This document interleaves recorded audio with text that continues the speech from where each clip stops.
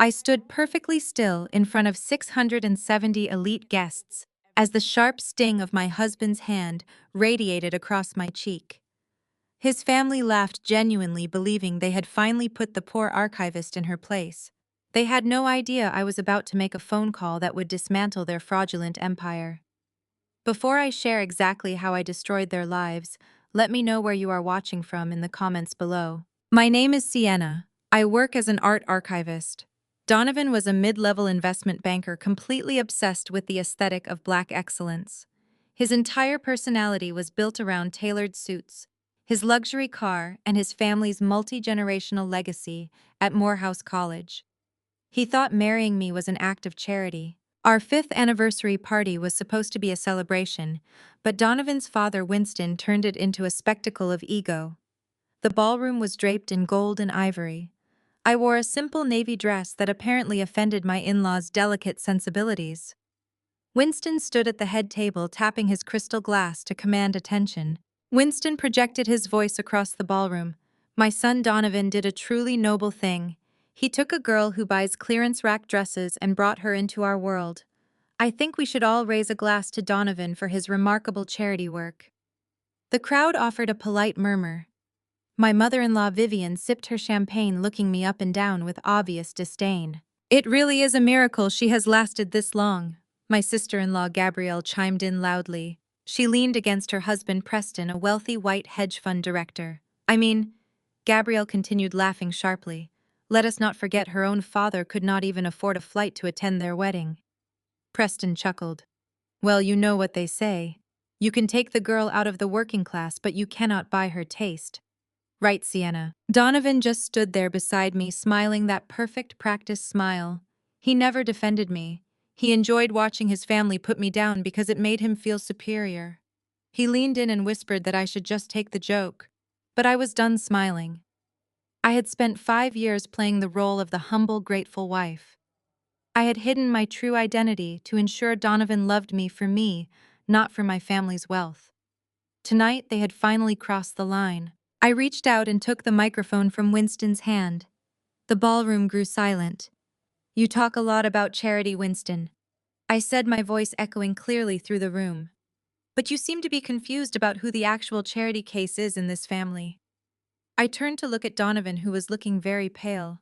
The only charity happening in this marriage, I continued projecting my voice so every single guest could hear, is me using my modest archivist salary to pay off your son's maxed-out credit cards for the past 6 months.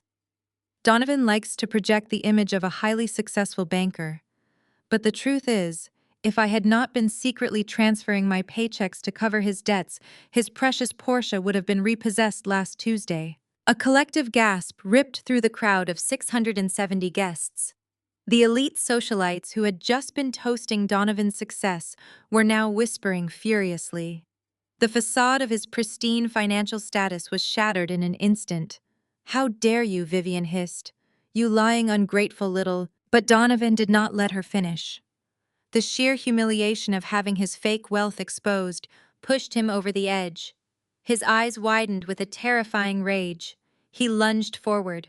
His hand swung out, striking my left cheek with a sickening heavy smack. The force of the blow made my head snap to the side. The microphone dropped from my hand, hitting the floor with a loud screech of feedback. The entire ballroom erupted into chaos. But from the corner of my eye, I saw Gabrielle cover her mouth to hide a smile, and Preston actually let out a short, amused laugh.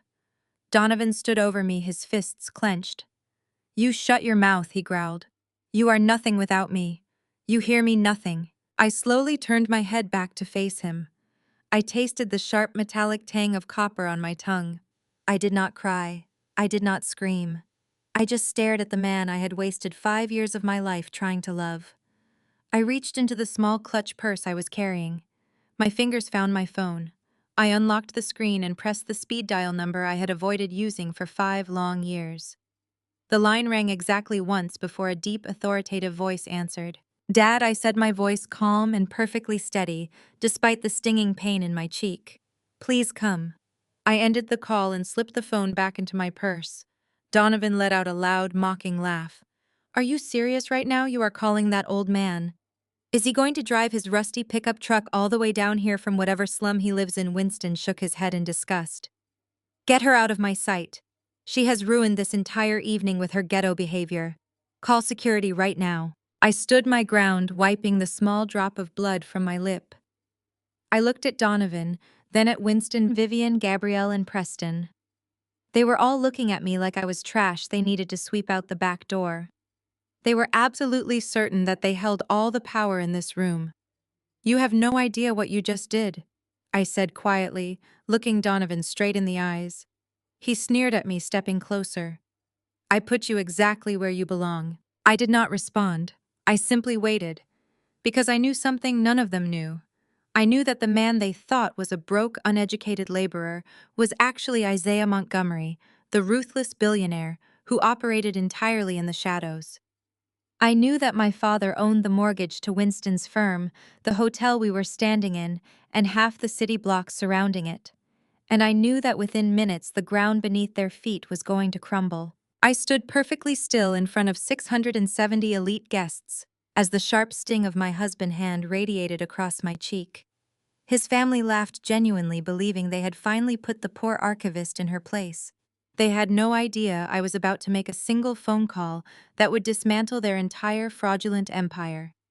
Before I share exactly how I destroyed their lives, let me know where you are watching from in the comments below. Hit like and subscribe if you have ever had to stand up to people who underestimated your true worth. My name is Sienna, and I have spent the last decade working quietly as a historical art archivist, preferring the silent company of ancient canvases to the loud demands of high society. My husband Donovan was a mid-level investment banker, completely obsessed with the aesthetic of Black excellence. His entire personality was built around tailored designer suits, his luxury sports car, and his family multi-generational legacy at Morehouse College. He thought marrying me was an act of profound charity. Our 5th anniversary party was supposed to be a grand celebration of our love, but my father-in-law Winston turned it into a spectacle of his own ego. The grand ballroom at the Sapphire Hotel was draped in expensive gold and ivory silk. I wore a simple navy blue dress that apparently offended my in-laws' delicate upper-class sensibilities. Winston stood at the head table, tapping his crystal champagne glass with a silver fork to command the room attention. He projected his voice across the massive ballroom, making sure every single prominent figure in Atlanta society could hear him. He announced that his son Donovan did a truly noble thing by taking a girl who buys clearance rack dresses and bringing her into their exclusive world. He suggested that everyone should raise a glass to Donovan for his remarkable charity work. The crowd offered a polite murmur of agreement while adjusting their expensive jewelry. My mother-in-law Vivian sipped her vintage champagne and looked me up and down with obvious disdain. It really is a miracle she has lasted this long, my sister-in-law. Gabrielle chimed in loudly, making sure her voice carried over the soft jazz music playing in the background. She leaned against her white husband Preston, a wealthy hedge fund director who always used his proximity to our culture to mask his own arrogance. I mean, Gabrielle continued, laughing sharply. Let us not forget, her own father could not even afford a budget airline flight to attend their wedding 5 years ago. Preston chuckled, adding his own toxic commentary. He told the room that you can take the girl out of the working class, but you cannot buy her taste, right, Sienna? Donovan just stood there beside me, smiling that perfect practice smile he used for networking events. He never defended me. He actually enjoyed watching his family put me down because it made him feel vastly superior. He leaned in close to my ear and whispered that I should just take the joke and not embarrass him in front of his fraternity brothers and business partners. But I was entirely done smiling. I had spent 5 years playing the role of the humble, grateful wife who counted pennies. I had hidden my true identity to ensure Donovan loved me for me, and not for my family's massive wealth. Tonight they had finally crossed the line of no return. I reached out and took the heavy silver microphone directly from Winston's hand, feeling the cool metal ground me in the reality of what I was about to do. The ballroom grew deathly silent as the feedback whined for a brief second. You talk a lot about charity, Winston, I said, my voice echoing clearly through the cavernous room without a single tremor. But you seem to be very confused about who the actual charity case is in this family. I turned slowly to look at Donovan, whose perfect smile was beginning to slip as his face grew pale. The only charity happening in this marriage? I continued projecting my voice so every single one of the 670 guests could hear, is me using my modest archivist salary to pay off your son maxed out credit cards for the past 6 months. Donovan likes to project the image of a highly successful investment banker, but the actual truth is very different. If I had not been secretly transferring my hard-earned paychecks to cover his mounting debts, his precious Porsche would have been repossessed by the bank last Tuesday. A collective gasp ripped through the crowd of elite socialites who had just been toasting Donovan fake success. They were now whispering furiously to each other behind their hands. The polished facade of his pristine financial status was shattered in an absolute instant. "How dare you," Vivian hissed, stepping forward and calling me a lying, ungrateful little nobody. But Donovan did not let his mother finish her insult. The sheer humiliation of having his fake wealth exposed to his peers pushed him completely over the edge. His eyes widened with a terrifying, blinding rage. He lunged forward, closing the distance between us. His hand swung out and struck my left cheek with a sickening, heavy smack that echoed through the silent room. The physical force of the blow made my head snap violently to the side. The microphone dropped from my numb fingers, hitting the polished hardwood floor with a loud screech. The entire ballroom erupted into chaos and murmurs of shock. But from the corner of my eye, I saw Gabrielle cover her mouth to hide a malicious smile, and Preston actually let out a short, amused laugh, as if my pain was a source of entertainment. Donovan stood over me with his fists tightly clenched. He growled that I should shut my mouth because I was absolutely nothing without him. I slowly turned my head back to face him, tasting the sharp metallic tang of blood pooling on my tongue. I did not cry and I did not scream or beg for help. I just stared at the man I had wasted 5 years of my life trying to build a genuine future with. I reached into my small, unbranded clutch purse and found my phone. I unlocked the screen and pressed the single speed dial number I had explicitly avoided using for 5 long years. The line rang exactly once before a deep, authoritative voice answered on the other end. "Dad," I said, my voice calm and perfectly steady, despite the stinging pain throbbing in my cheek. "Please come." I ended the call immediately and slipped the phone back into my purse. Donovan let out a loud, mocking laugh, asking if I was seriously doing this right now. He asked if that old broke man was going to drive his rusty pickup truck all the way down here from whatever dangerous slum he lived in. Winston shook his head in absolute disgust, pointing at the doors.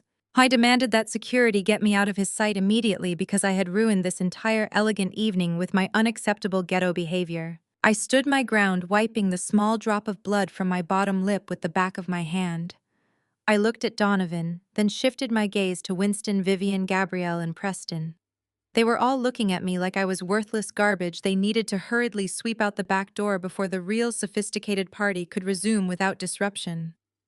They were absolutely certain that they held all the power and influence in this room. "You have no idea what you just did," I said quietly, looking Donovan straight in the cold eyes. He sneered at me, stepping closer and saying he put me exactly where I belonged and that I would be begging him to take me back by tomorrow morning.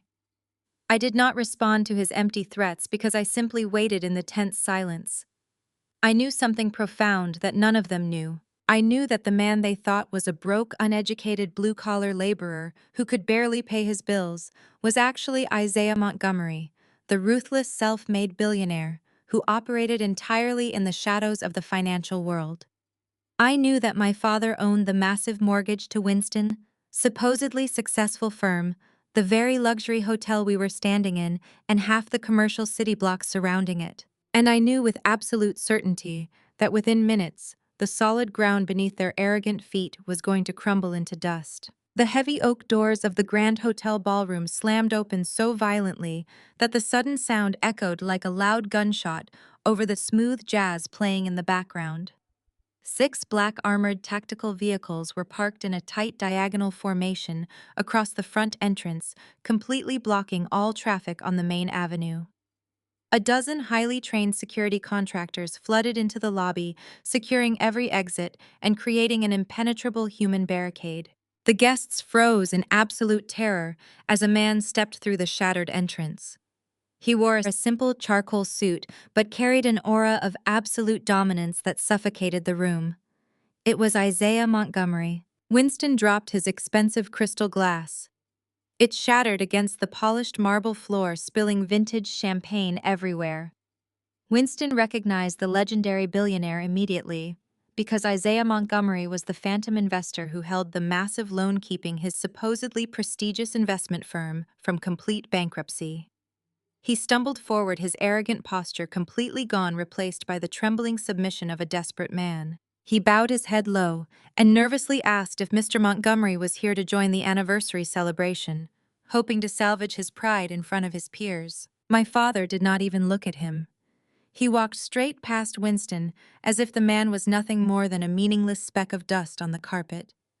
The crowd parted like the Red Sea, terrified to even breathe in his formidable presence.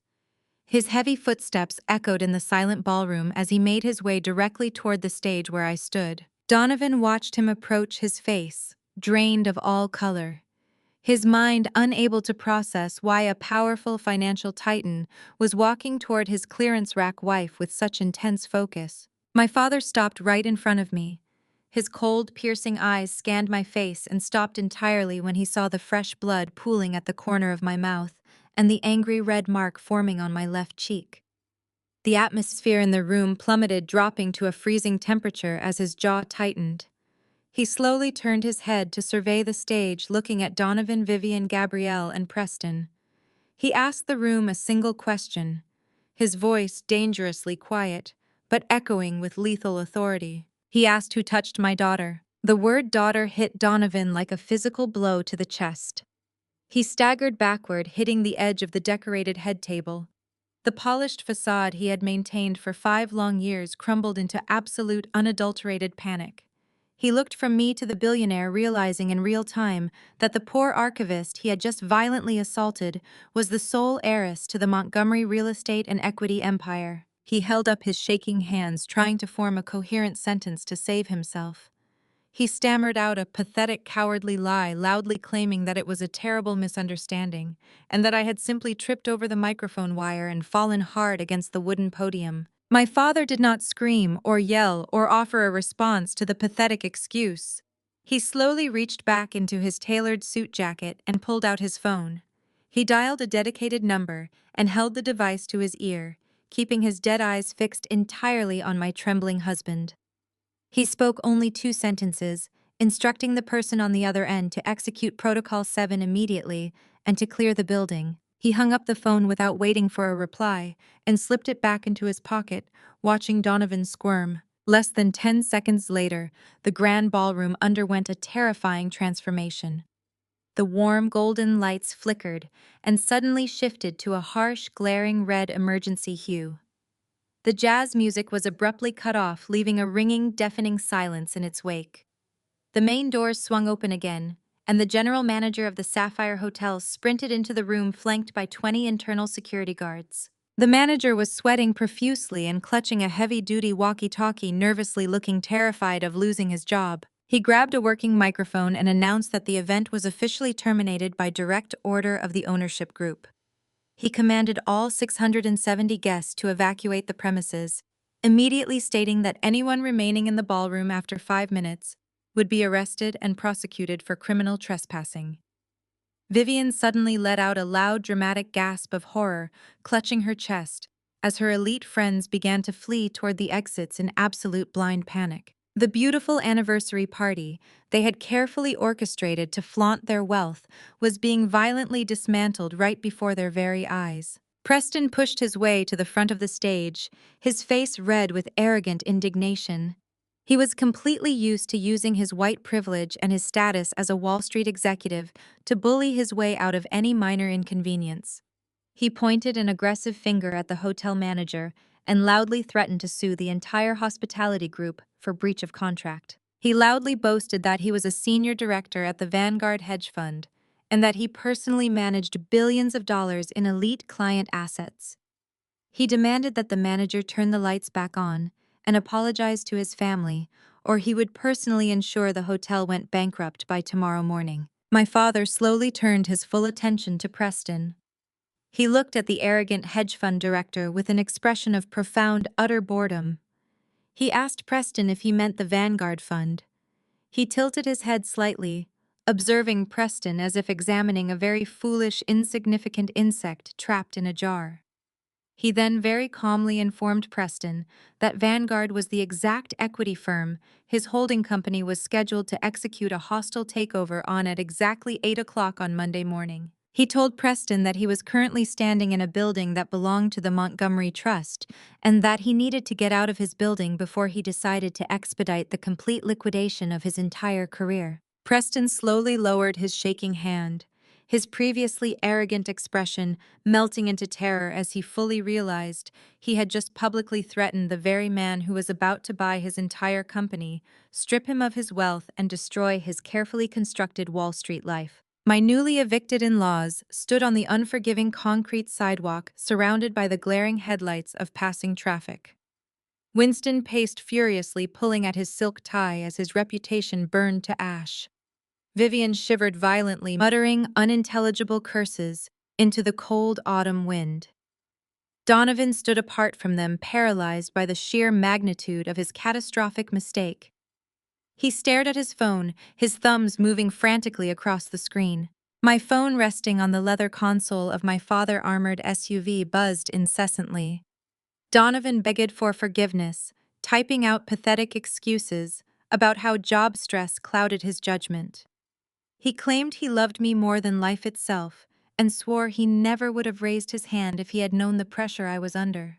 He ignored his own physical abuse and tried to frame himself as a victim of a misunderstanding. He texted that we needed to talk privately to save our marriage. I watched the messages illuminate my screen with icy detachment. For 5 years, I had agonized over his every mood shift, trying to be the perfect wife. Looking at his pleas now, I felt absolutely nothing. I reached out and calmly blocked his number.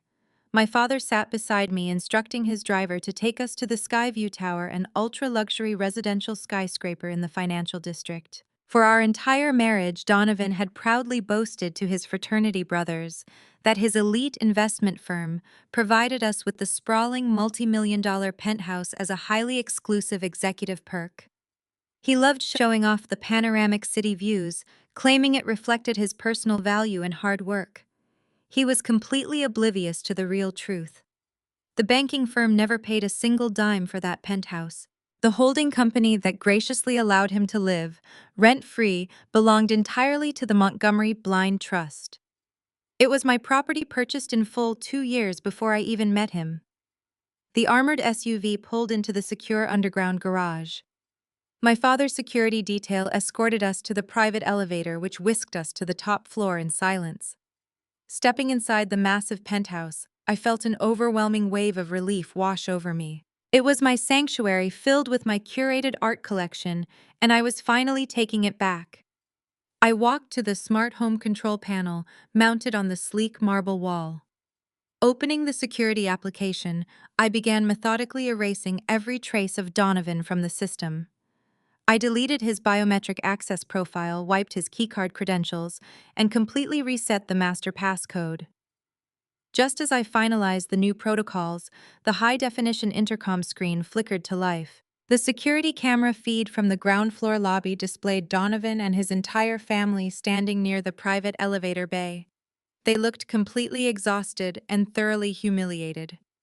Winston was angrily demanding that the night concierge bring them water, while Vivian rubbed her temples in deep distress. Preston and Gabrielle stood slightly behind them, looking annoyed that they had to associate with such public embarrassment. Donovan stepped up to the keypad and confidently typed in his usual passcode, expecting the doors to glide open and offer a luxurious refuge. The keypad flashed a harsh red light, emitting a sharp denial beep. Donovan frowned and typed the numbers again, pressing the keys with aggressive force. The red light flashed again. Panic crept into his features as he slammed his palm against the scanner. I tapped the microphone button and my voice echoed down into the quiet marble lobby. I told him he was trespassing on private property and needed to leave immediately. Donovan jumped back, staring wildly at the security camera mounted above the elevator. He screamed into the intercom, demanding that I open the doors right now. His voice cracked with desperate entitlement as he yelled that he was the head of the household and that he had every legal right to access his own home. He told me to stop playing childish games and to let his family upstairs so they could rest and process the traumatic events of the evening. I leaned closer to the microphone, my voice dripping with cold, calculated finality. I told him that he never even bothered to read the lease agreement he signed 5 years ago. I explained that if he had actually paid attention to the legal documents, instead of just bragging about the square footage to his friends, he would have noticed the name of the holding company. I clearly stated that the company that so graciously let him live a millionaire lifestyle without paying a single cent of rent belonged entirely to my personal trust. I informed him that his fake executive perk was just another charity handout from the wife he had violently assaulted. The color completely drained from Donovan's face as the devastating reality crashed down on him. He stumbled backward, bumping into his father. Winston stared up at the camera, his jaw hanging open in pure, unadulterated shock. Gabrielle let out a dramatic wail, realizing her brother was completely broke and homeless. I did not wait for their pathetic responses. I contacted the building elite security team. Less than 3 minutes later, police sirens pierced the night air. 2 cruisers pulled up to the glass entrance. Uniformed officers strode into the lobby responding to a trespassing call. They sternly ordered Donovan and his family to exit the building immediately. Vivian began to cry, hiding her face as the police corralled them toward the revolving doors. Preston suddenly snapped. His fragile white ego could not handle being subjected to police authority. He shoved his way to the front and pointed a trembling, furious finger up at the security camera. He screamed at the top of his lungs, promising that he would destroy me legally. He boasted that he had the most expensive white shoe lawyers on Wall Street on his payroll and that he would personally ensure every single asset I owned was frozen by Monday morning. He vowed to drag my name through the mud and leave me destitute. I quietly deactivated the intercom screen, cutting off his shouting mid-sentence. The screen faded to black, leaving the massive penthouse in total silence. I turned away and looked directly at my father, slowly pouring 2 glasses of water. He handed me a glass with a proud smirk. Morning sunlight flooded the penthouse living room through the floor-to-ceiling windows, but the warmth did nothing to melt the ice running through my veins. I sat on the velvet sofa holding a cup of black coffee while my tablet screen illuminated the dark reality of my husband's desperation. Preston had wasted absolutely no time putting his Wall Street media connections to work. By 7 o'clock in the morning, the digital news cycles and elite society blogs were already dominated by a coordinated smear campaign. The headlines were vicious and perfectly calculated. They painted me as a deranged gold digger who had maliciously lied about her identity to entrap a rising black executive. The articles were filled with fabricated anonymous quotes from supposed friends, claiming I had orchestrated an elaborate deception to steal his hard-earned money. Donovan was playing the ultimate victim, manipulating the narrative to make himself look like an innocent man who had been completely blindsided by a psychopathic woman. He was trying to destroy my reputation before the truth about his public assault and fake wealth could gain any real traction in our social circles.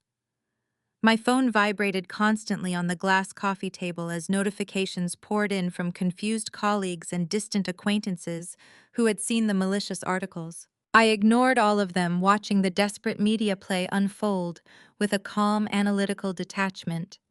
My father had taught me early in life that when a cornered animal lashes out, it almost always makes a fatal mistake. I just had to wait for Donovan to make his. The waiting did not last very long. At exactly 9 o'clock, my personal attorney Marcus called me on a secure, encrypted line. His voice was steady, but laced with a clear sense of urgency as he delivered the next piece of terrible news. Preston had apparently pulled several massive favors with his elite legal team because they had just filed an emergency injunction in family court. The filing sought to immediately freeze every single one of my personal checking and savings accounts under the absurd legal claim of marital fraud. Donovan was legally asserting that because I had hidden my true financial status during our entire marriage, he was entitled to immediate protective measures to prevent me from hiding shared marital assets.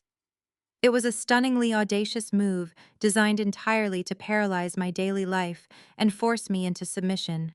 Marcus asked if I wanted him to involve my father corporate legal division to crush the injunction immediately. He reminded me that one call from the Montgomery legal team would vaporize Preston aggressive legal maneuvering by noon. I took a slow sip of my coffee and firmly told Marcus no.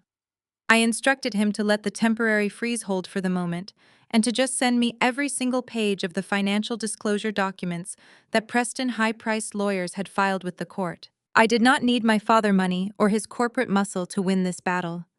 I had spent the last 10 years working meticulously as an archivist, verifying complex historical records, tracing hidden ownership chains, and uncovering microscopic details that other people completely overlooked. Analyzing complicated documents was my actual superpower. Within 10 minutes, my email chimed with a massive encrypted file containing the injunction request and the supporting financial ledgers Donovan legal team had submitted to the judge. I moved to my home office desk, booted up my main desktop monitor, and began dissecting the paperwork line by line. The lawyers Preston hired were incredibly expensive, but they were also arrogant and rushed. In their frantic haste to secure the emergency freeze against my accounts, they had submitted a broad, sweeping financial disclosure meant to show a pattern of shared household expenses. They wanted the judge to believe Donovan was paying for everything while I hoarded my secret wealth. What they entirely failed to realize was that they had included an unfiltered export of Donovan's master banking profile to prove his supposed financial strain. My eyes scanned down the columns of numbers, completely ignoring the obvious mortgage payments and luxury car leases I already knew about. I systematically examined the recurring fees and minor daily expenditures, seeking any unusual deviations from his normal behavior. I looked for the anomalies. I searched for the subtle, hidden patterns that always emerge when someone is desperately trying to mask their true activities. I took nearly 2 solid hours of intense, uninterrupted focus before the single glaring mathematical error finally revealed itself directly to me. I cross-referenced the submitted ledger with the joint account statements I had been personally managing for 5 years. The inconsistency glared back at me like a bright neon sign in the dark. There was a routing number attached to an outgoing wire transfer that did not match any of his known domestic banks. I recognized the international routing sequence immediately because my father utilized similar structures for his overseas philanthropic ventures. Preston lawyers had accidentally exposed the digital trail leading directly to Donovan's private offshore accounts in the Cayman Islands. I leaned closer to the glowing monitor, my heart beating with a steady rhythmic precision as I tracked the offshore money flow. The account was not being used to hide massive corporate bonuses or illegal insider trading profits, like I initially suspected. The transactions were far too small and far too regular for a typical Wall Street money laundering scheme. Every single month on the exact same day, exactly $5,000 was wired from the hidden offshore account to a domestic corporate entity located in a quiet, upscale suburb just outside of the city limits. I opened a secure browser window and ran a deep background search on the corporate tax identification number attached to the receiving entity. The search results populated, instantly loading the glossy professional website of the Oakwood Elite Early Learning Center. It was an ultra-exclusive luxury daycare facility that boasted small class sizes and premium early childhood development programs.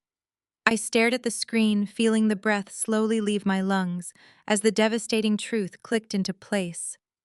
The monthly payments had started exactly 3 years ago and had never missed a single cycle.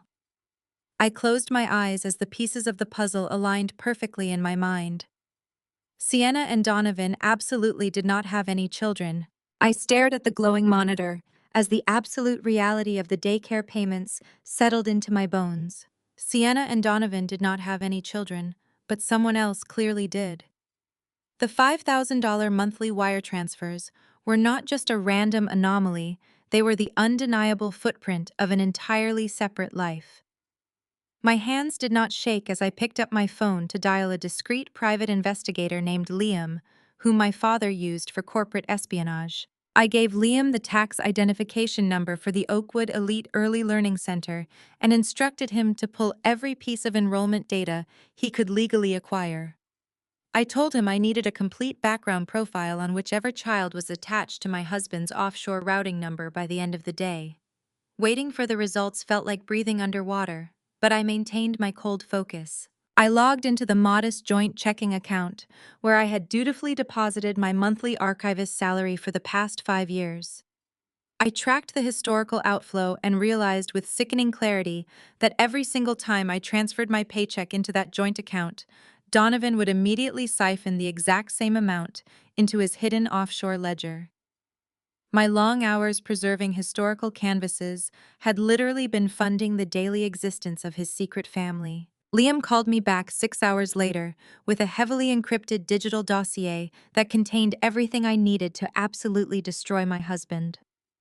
The photographs were incredibly clear, showing Donovan smiling brightly as he pushed a toddler on a swing set in a private suburban park. The little boy was undeniably his, carrying the exact same arrogant slope of his jaw. The mother standing next to them in the photographs was his former executive secretary, who abruptly resigned 3 years ago, citing vague health issues. Donovan had moved her into a sprawling 4-bedroom house in a quiet gated community, completely insulating her from our social circle. He had literally used my money to buy her groceries, pay her property taxes, and fund their child's elite preschool education, while his own family mocked my clearance rack dresses. I printed every single photograph, placing them meticulously into a sleek black leather folder. The following morning, my legal team received a formal demand from Winston and Vivian, requesting an emergency mediation meeting. They wanted to bypass the court system temporarily in hopes of quietly securing a massive financial settlement before the media caught wind of my true identity. I agreed to the meeting, choosing a neutral corporate boardroom located in the heart of the financial district. When I arrived, the room was already suffocating with their arrogant presence. Winston wore a bespoke 3-piece suit, pacing near the windows as if he owned the building. Vivian sat perfectly straight in a leather ergonomic chair, sipping sparkling water with an expression of supreme entitlement. Donovan sat between his parents, wearing a solemn, practiced look of deep regret that he clearly thought would manipulate my emotions. I took my seat across from them, completely alone, placing the black leather folder gently onto the polished mahogany table. I did not bring any of my corporate lawyers, because I simply did not need them for what was going to happen. Vivian cleared her throat and immediately took control of the conversation, leaning forward with a predatory gleam in her eyes. She began by aggressively demanding that I show some respect to her beloved son. She boldly stated that my deliberate deception regarding the Montgomery billion-dollar empire was a severe breach of marital trust. She spoke with total arrogance, claiming that because we were legally married without any known prenuptial agreement, Donovan was absolutely entitled to exactly half of my entire estate under the spousal rights laws of our state.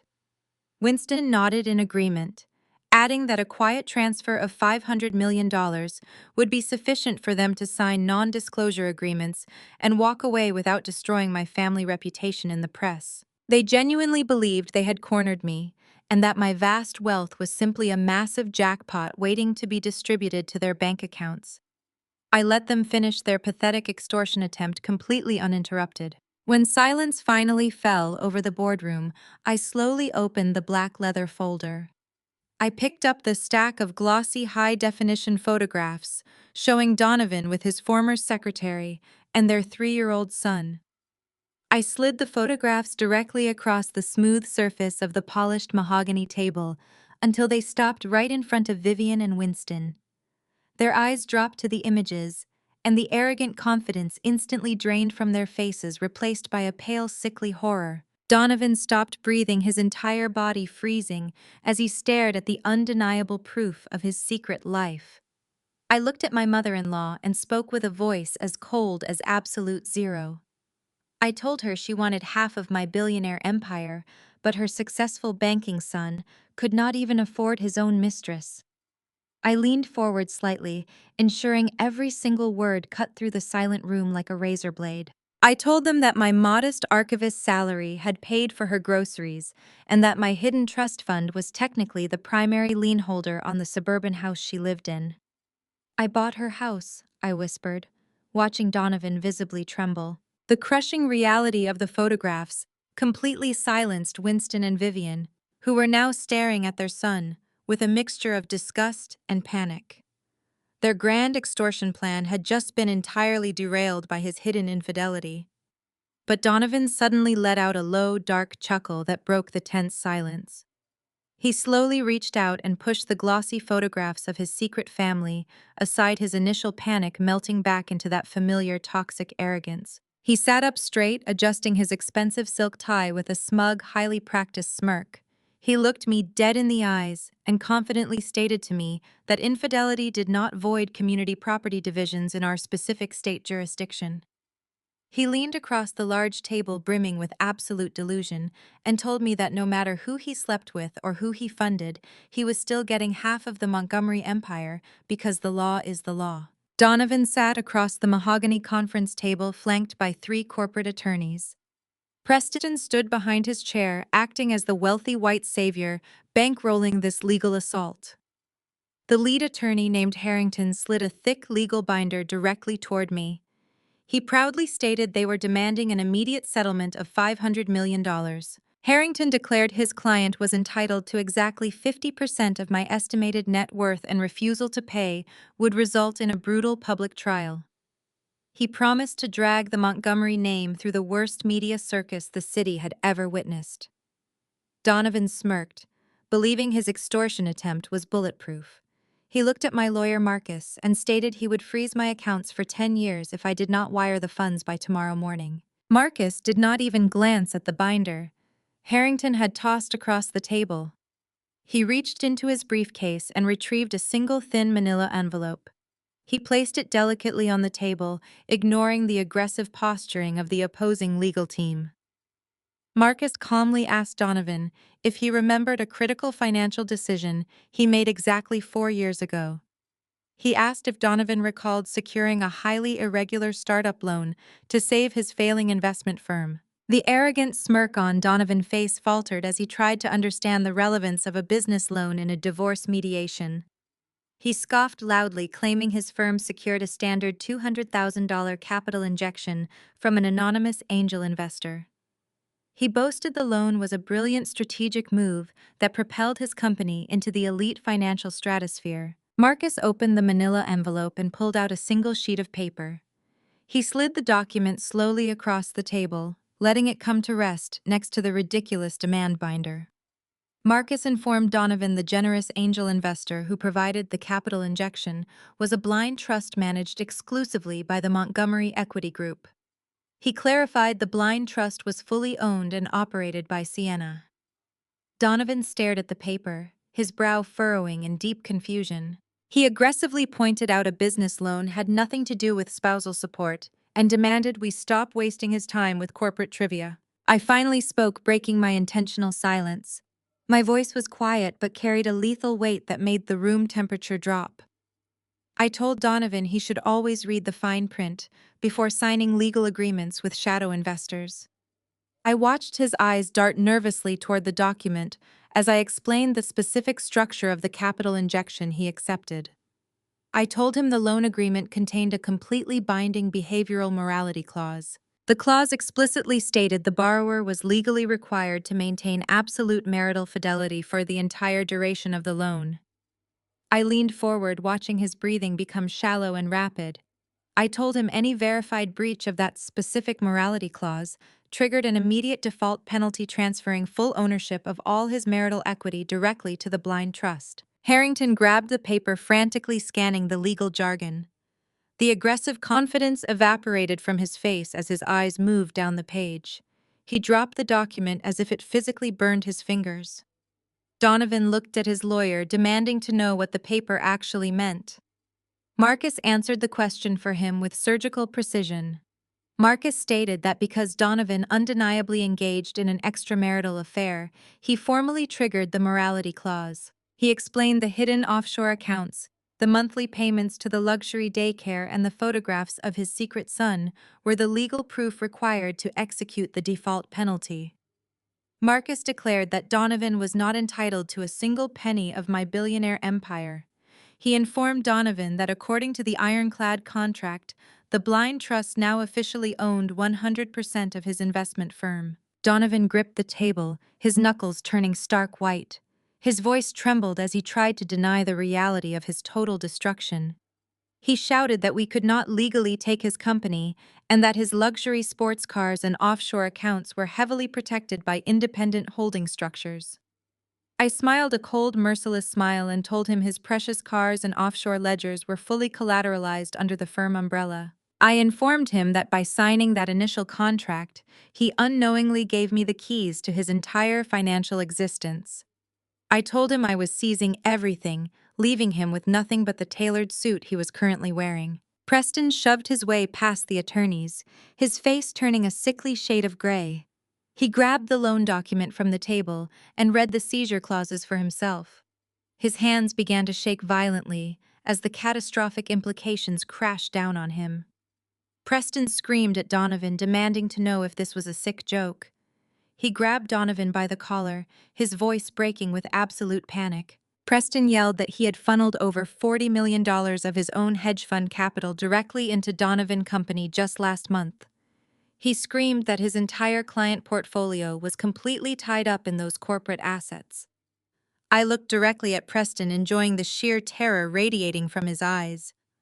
I politely informed the wealthy hedge fund director that because his massive investment was now fully absorbed by my trust, his $40 million effectively belonged to me. Preston released his aggressive grip on Donovan's collar and stumbled backward, hitting the wall. He clawed at his expensive silk tie, unable to catch his breath, as his entire Wall Street career dissolved before his very eyes. Donovan sat frozen, staring blankly at the polished table. His highly paid legal team gathered their expensive briefcases and quietly walked out of the room, abandoning their penniless client. They realized there was absolutely no money left to pay their exorbitant hourly fees. I stood up, picking up my unbranded clutch purse. I looked down at the two arrogant men who tried to systematically destroy my life. I told Donovan his secret mistress would be very disappointed to learn the child support payments had officially stopped. I informed Preston my financial auditors would begin fully dismantling his hedge fund investments at dawn. I turned my back on their complete devastation and walked confidently out of the boardroom, leaving them to rot in the toxic financial prison they built. The heavy mahogany door to my private archiving suite slammed open with such violent force that the antique glass windows rattled in their wooden frames. I did not look up from the delicate 17th century canvas I was currently restoring. I simply set down my specialized magnifying glass and waited for the intruder to speak. It was Preston. The usually immaculate hedge fund director looked absolutely feral. His expensive custom-tailored suit was deeply wrinkled, and his silk tie was completely missing. His face was flushed with a toxic mixture of exhaustion and unadulterated panic. Just 10 minutes prior, I had received a forwarded voicemail from an unknown number. It was an audio recording of Gabrielle screaming at Donovan in the lobby of a cheap motel. Her voice was completely unrecognizable, stripped of all its usual fake elite sophistication. She viciously cursed her brother, calling him a pathetic failure for ruining her luxurious lifestyle. She screamed that her platinum credit cards had been declined at a high-end boutique and that she was facing complete social ruin because of his disgusting infidelity. She blamed Donovan for losing Preston $40 million and explicitly told him she wished he had never been born. The arrogant united front they had displayed at the anniversary party was completely dead. They were actively tearing each other apart, like starving wolves, and I enjoyed listening to every single second of their misery. Preston stormed across the quiet archiving room, his heavy leather shoes stomping aggressively on the original hardwood floor. He marched directly behind my desk, deliberately invading my personal space. He leaned his tall, imposing frame over me, attempting to use his physical size and his ingrained white privilege to force me into submission. He slammed both of his hands onto the edge of my workstation, knocking over a small container of specialized cleaning solvent. He breathed heavily, his chest heaving as he stared down at me with cold, desperate eyes. He demanded that I reverse the trust fund seizure immediately.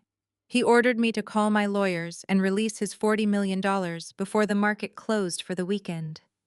He aggressively stated that I had absolutely no right to hold his hedge fund capital hostage just because I was angry at my cheating husband. He claimed his clients were threatening to pull their investments and that his entire financial firm was on the verge of total collapse because of my selfish, vindictive actions. I remained perfectly still, seated in my vintage leather chair.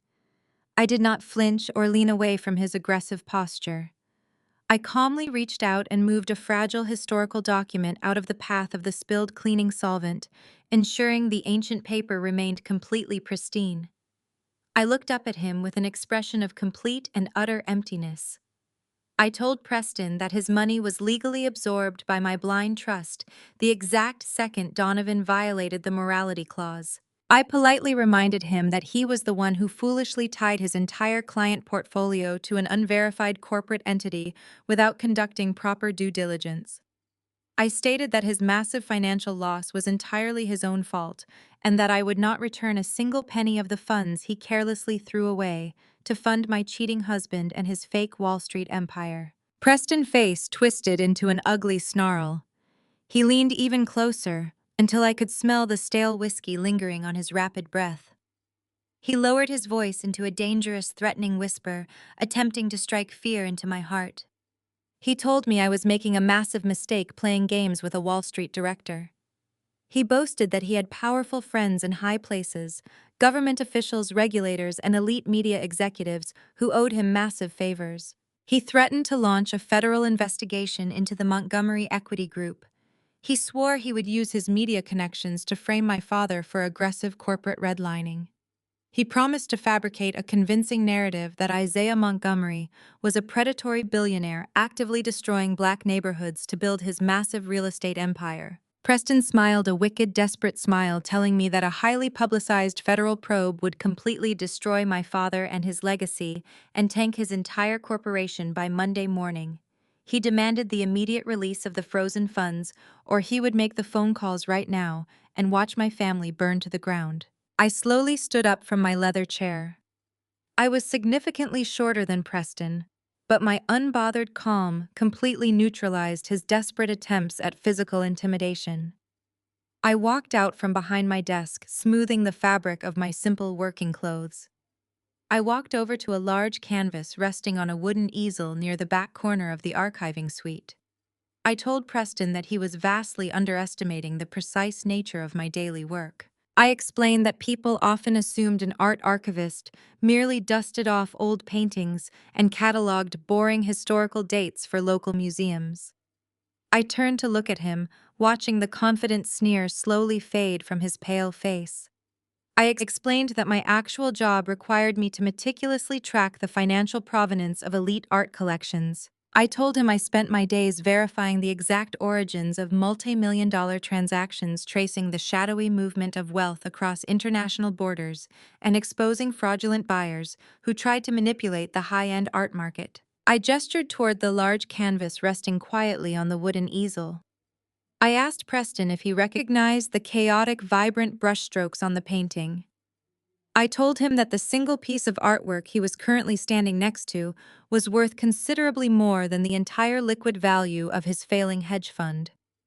I watched his eyes dart nervously toward the canvas, his breathing becoming shallow and erratic as a new terrifying realization began to set in. I informed him that while he was busy threatening to fabricate lies about my father, I had been conducting a highly specialized audit of his personal and corporate art purchases over the past 4 years. I slowly walked back toward him, my heels clicking softly against the floor.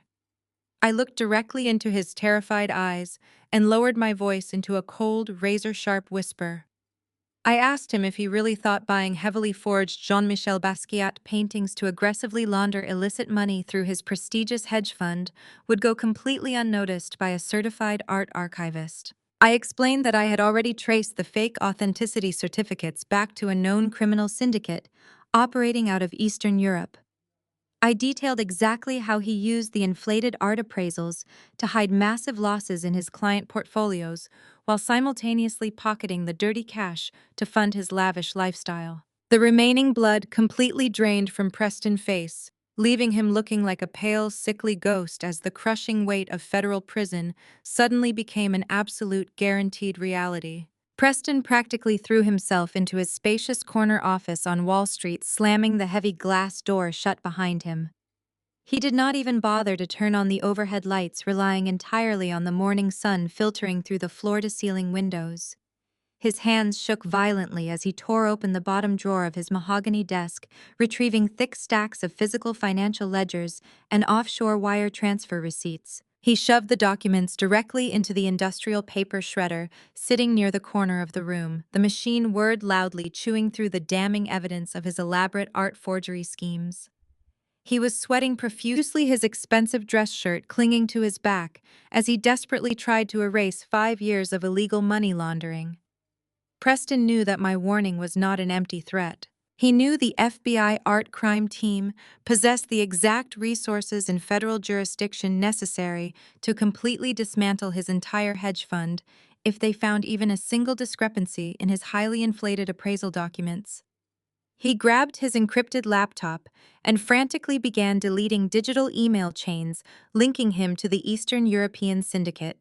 His breathing was shallow and panicked as the shredder jammed on a thick folder of fake authenticity certificates. He cursed loudly, pulling at the jammed paper with bleeding fingers, completely unaware that his frantic destruction of evidence was already entirely pointless. While Preston was having a total mental breakdown in his office, his wife was completely oblivious to the catastrophic financial ruin, heading straight toward her carefully curated life.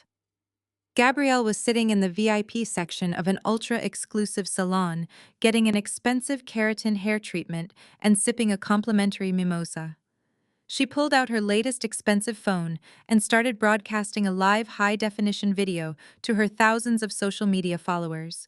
She tilted her phone to capture her perfect makeup and began loudly mocking me to her audience. She laughed her sharp, annoying laugh, telling her viewers about her pathetic sister-in-law, who wasted her life dusting off old boring paintings in a fake art job. Gabrielle confidently boasted that some people were just born to be mediocre, while others were destined for true wealth and black excellence. She arrogantly flashed her massive diamond wedding ring to the camera, claiming her husband was a Wall Street genius who could buy and sell my entire existence before lunch. She told her followers that she was about to head to the country club for a luxurious family luncheon where the real elite members of society gathered. Gabrielle had absolutely no idea that the diamond on her finger and the champagne in her hand were both funded by illegal criminal activity that was about to blow up in her face. I sat quietly at my restoration desk, watching Gabrielle broadcast her pathetic delusional insults on my secondary monitor. I did not feel any anger or resentment toward her superficial mockery. I only felt a cold clinical satisfaction knowing exactly what was about to happen next. I pulled up the massive encrypted dossier I had spent the last 48 hours compiling. It contained every single piece of undeniable evidence I had extracted from Preston's art purchases. There were high-definition scans of the forged Basquiat paintings cross-referenced with the original artist's documented brushstroke patterns.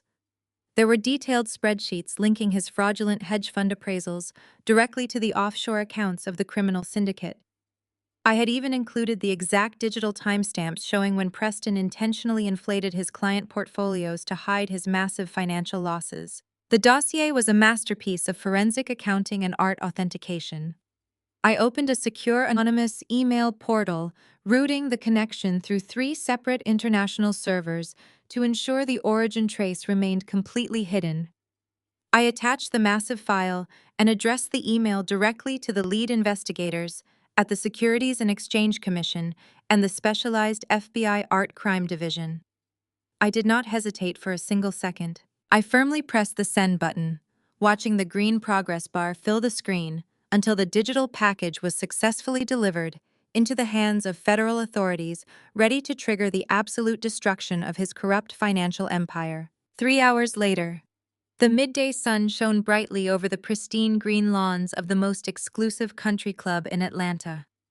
Winston was holding court in the opulent outdoor dining pavilion, surrounded by local politicians, elite doctors, and wealthy real estate developers. He was wearing his finest linen suit, smoking an imported cigar, and soaking up the admiring attention of his peers. Winston loved nothing more than bragging about his family status to anyone who would listen. He gestured grandly with his cigar, telling the table of wealthy men about his brilliant son-in-law who managed billions of dollars on Wall Street. Winston proudly claimed that his family represented the absolute pinnacle of generational wealth and sophistication. He loudly boasted that Preston's hedge fund was securing massive, unprecedented returns for their private family trust. Gabrielle sat at the table next to him, fresh from the salon, ordering expensive imported caviar and laughing loudly with the other elite wives. They were completely suffocated by their own arrogance, enjoying a lavish lifestyle funded entirely by stolen money and elaborate lies. Winston took a long, slow sip of his aged, expensive scotch, completely unaware that his pristine social reputation was currently living its final few seconds of existence. The serene atmosphere of the elite country club was suddenly violently shattered by the deafening sound of multiple sirens wailing in the distance. The wealthy guests murmured in confusion as the sirens grew aggressively louder and closer. Suddenly, a fleet of dark, unmarked federal vehicles swerved onto the manicured golf course, tearing massive chunks of dirt and grass into the air. They slammed on the brakes directly in front of the outdoor dining pavilion. Dozens of heavily armed FBI agents wearing tactical vests swarmed the patio area. The country club patrons gasped in pure terror, dropping their expensive drinks and scrambling away from the tables. The lead federal agent marched directly toward Winston's table, pulling out a physical arrest warrant. Preston, who had just arrived at the club looking pale and visibly sweating to meet his wife, froze in absolute terror as the reality of his crimes caught up to him. The agents flanked him immediately, aggressively, slamming him against the linen-covered dining table and forcefully clicking heavy steel handcuffs onto his wrists. They loudly recited his Miranda rights, informing him he was under federal arrest for wire fraud, money laundering, and criminal conspiracy. Winston dropped his imported cigar, watching in paralyzed horror as the FBI agents dragged his prized son-in-law through the crowd of horrified elite socialites. Gabrielle stood up, screaming hysterically at the agents to let her husband go. She frantically pulled out her platinum credit card and tried to hand it to the country club manager, demanding that he do something to stop this humiliation. The manager nervously swiped the card through his portable terminal, but the machine instantly beeped a harsh red denial. Gabrielle tried 3 more exclusive credit cards, but every single one of them was immediately declined and frozen by the federal government. She collapsed onto the pristine golf course grass, sobbing uncontrollably as her entire luxurious identity was ripped away in front of her judgmental peers. Winston clutched his chest, his breathing becoming dangerously shallow and rapid. He collapsed back into his expensive dining chair, suffering a minor panic attack as he looked around at the disgusted, shocked faces of the elite politicians and wealthy doctors he had just been bragging to seconds earlier.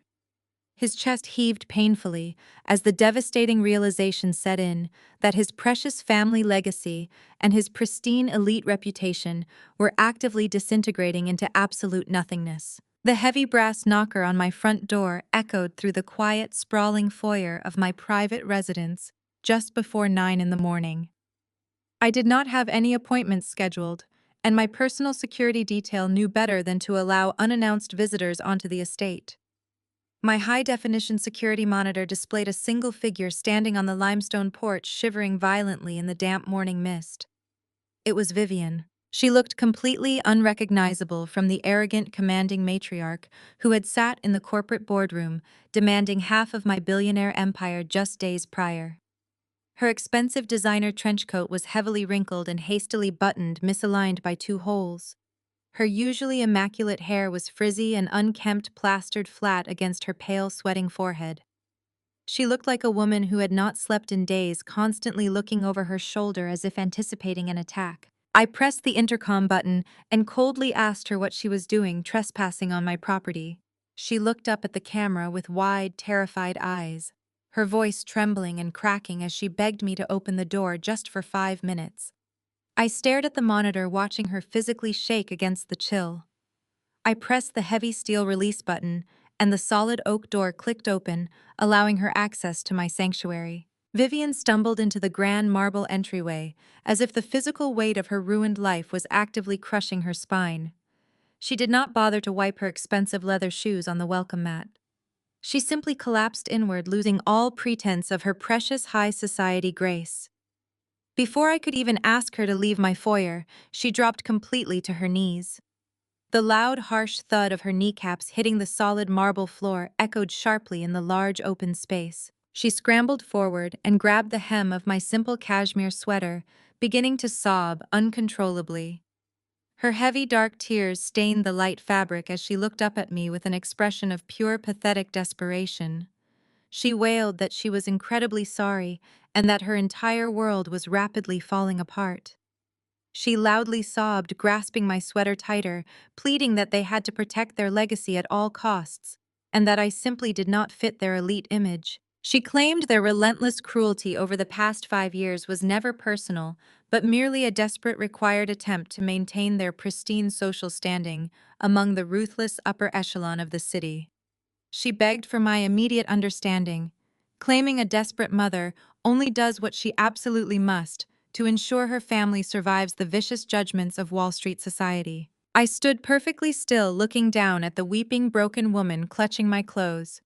I did not offer her a hand to help her up from the cold floor. I did not offer her a glass of water or a soft tissue to wipe the running black mascara streaking down her cheeks. I simply stared at the top of her messy, graying head with absolute icy detachment. I slowly reached down and peeled her trembling, manicured fingers off my sweater, stepping back to put a clear, physical distance between us. I looked directly into her red, swollen eyes and told her that her precious legacy was completely and utterly bankrupt. I kept my voice low and lethal, ensuring every single syllable hit her like a physical blow to the chest. I asked her if she remembered the extravagant Thanksgiving dinner she hosted at her sprawling estate exactly 3 years ago. I watched her eyes dart nervously as she tried to recall the specific holiday amid her escalating panic. I vividly reminded her of how I had spent 12 exhausting hours in the hot kitchen, helping the hired catering staff prepare the massive gourmet feast because she claimed they were understaffed. I detailed how when the time finally came to sit down and enjoy the meal, she had intentionally removed my designated silver place card from the grand formal dining table. I reminded her how she publicly announced to her wealthy friends that there was simply a seating shortage and forcefully directed me to sit alone at a cramped plastic folding table in the drafty adjoining sunroom with her distant toddler nephews. I told her how I sat there eating cold, dry turkey while listening to her and Gabrielle laughing loudly in the next room, openly mocking my simple, unbranded wardrobe. I reminded her that Donovan sat right next to her, drinking expensive wine and did absolutely nothing to defend his own wife. I told Vivian that her legacy was built entirely on cheap cruelty and fraudulent wealth, and that her pristine image was nothing more than a pathetic, transparent illusion. Vivian buried her face in her trembling hands, sobbing even louder as the undeniable truth of her past actions crashed down on her.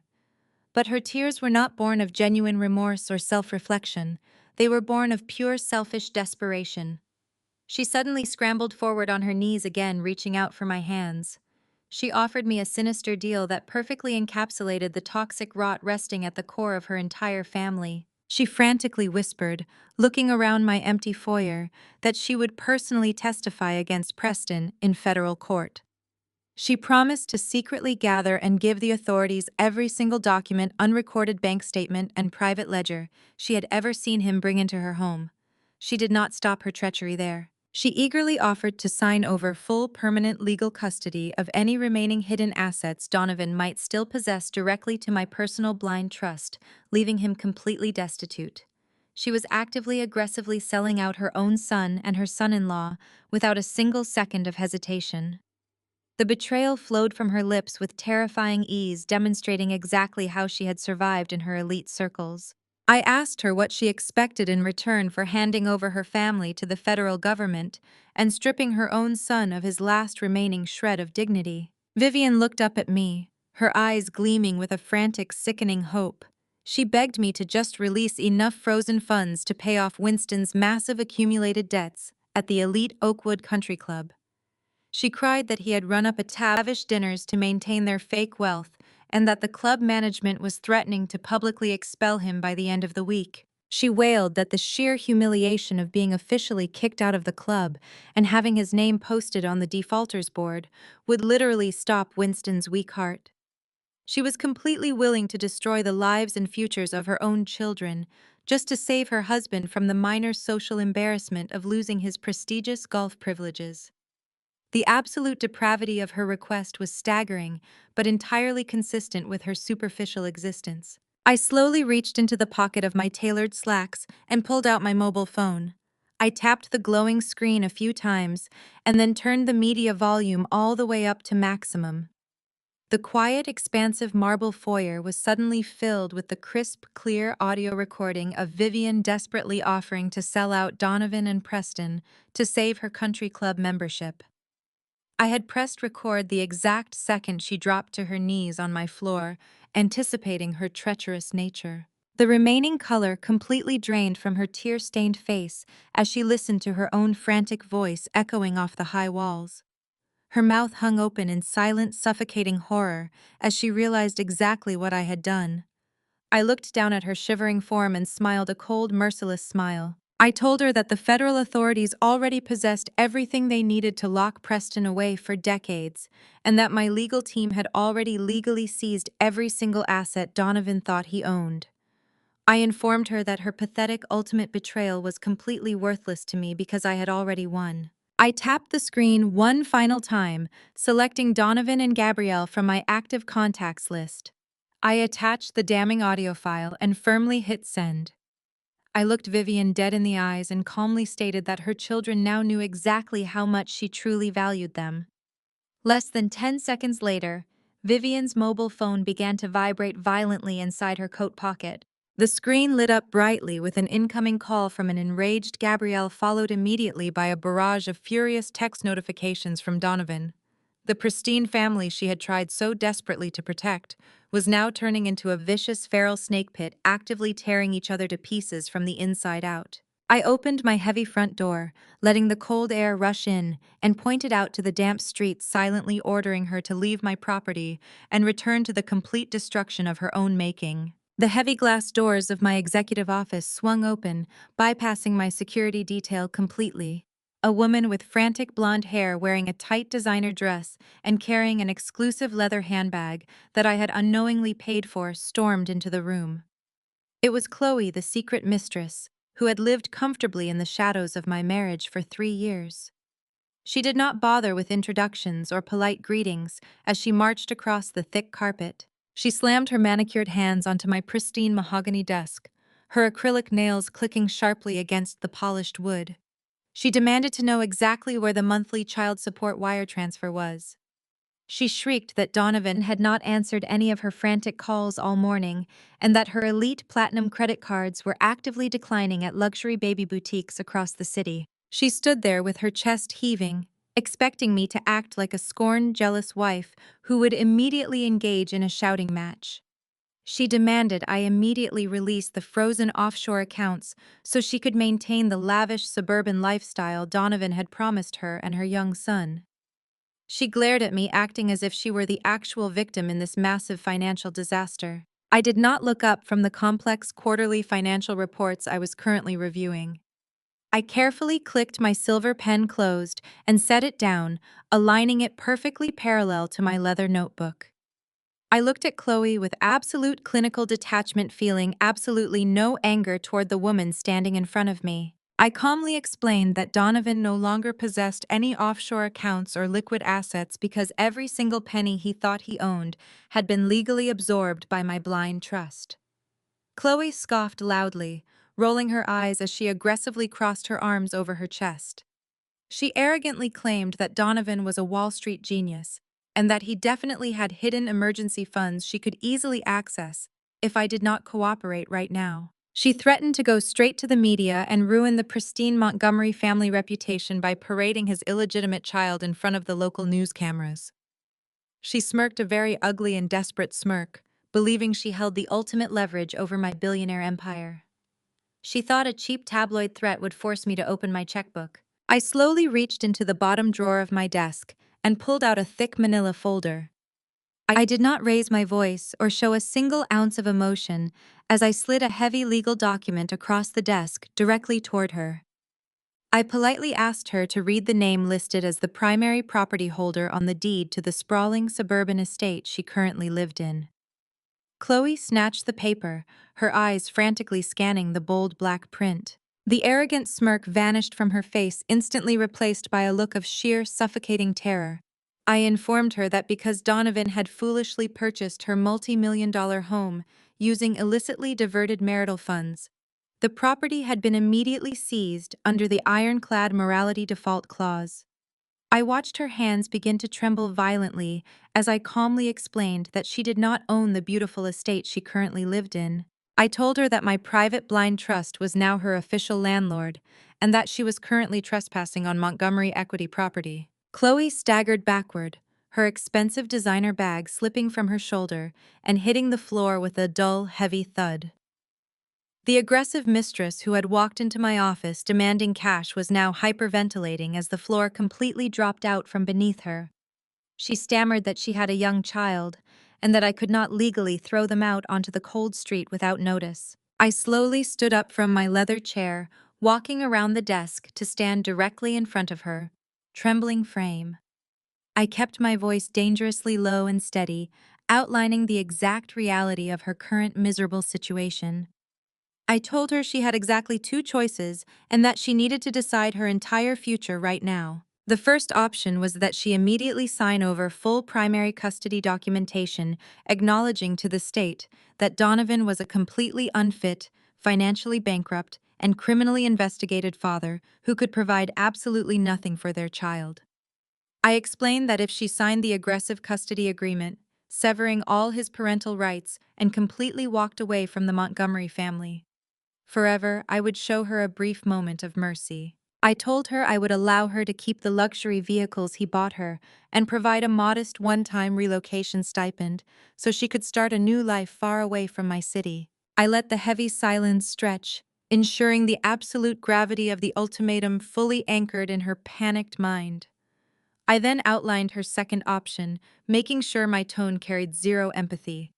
I informed her that if she refused to sign the documents and continued demanding stolen money from my seized accounts, my legal team would execute an immediate hostile eviction by 5 in the evening. I told her I would send a ruthless private security firm to physically remove her and her belongings from the property and leave her standing on the sidewalk with absolutely nothing to her name. I reminded her that Donovan could not help her fight this eviction because he was currently facing a massive federal fraud investigation and possessed a negative net worth. I crossed my arms and stared into her terrified, tear-filled eyes, waiting for her basic survival instincts to completely override her superficial loyalty to a ruined man. The major life decision did not even take her 30 seconds to process. The grand illusion of her epic romance with Donovan shattered the exact moment her financial security evaporated into thin air. She scrambled to pick up her fallen bag, her face extremely pale and covered in streaked expensive makeup. She frantically agreed to my harsh terms, nodding her head so fast she looked entirely manic. She swore she would sign whatever legal documents my lawyers provided and promised she would never contact the Montgomery family or Donovan ever again. She was entirely willing to abandon the ruined father of her child without a single backward glance to save herself from absolute poverty.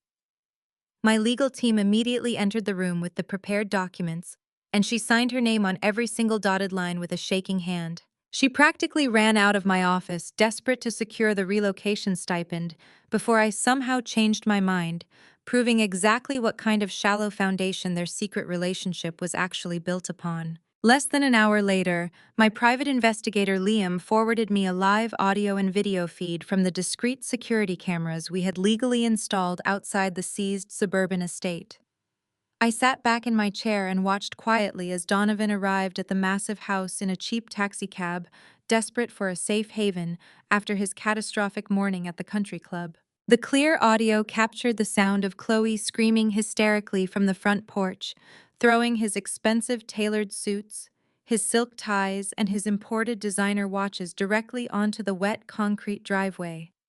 She viciously cursed him, calling him a pathetic, worthless, broke liar who had completely ruined her life. I smiled a cold, satisfied smile as I listened to Donovan begging her to let him inside, pleading that he had absolutely nowhere else to go and that all his elite credit cards were aggressively declining. Chloe ruthlessly slammed the heavy custom front door directly in his face, locking the heavy deadbolt with a loud, definitive click that echoed through the feed. Donovan stood completely alone on the manicured front lawn, shivering in the cold afternoon wind, staring blankly at his scattered expensive belongings.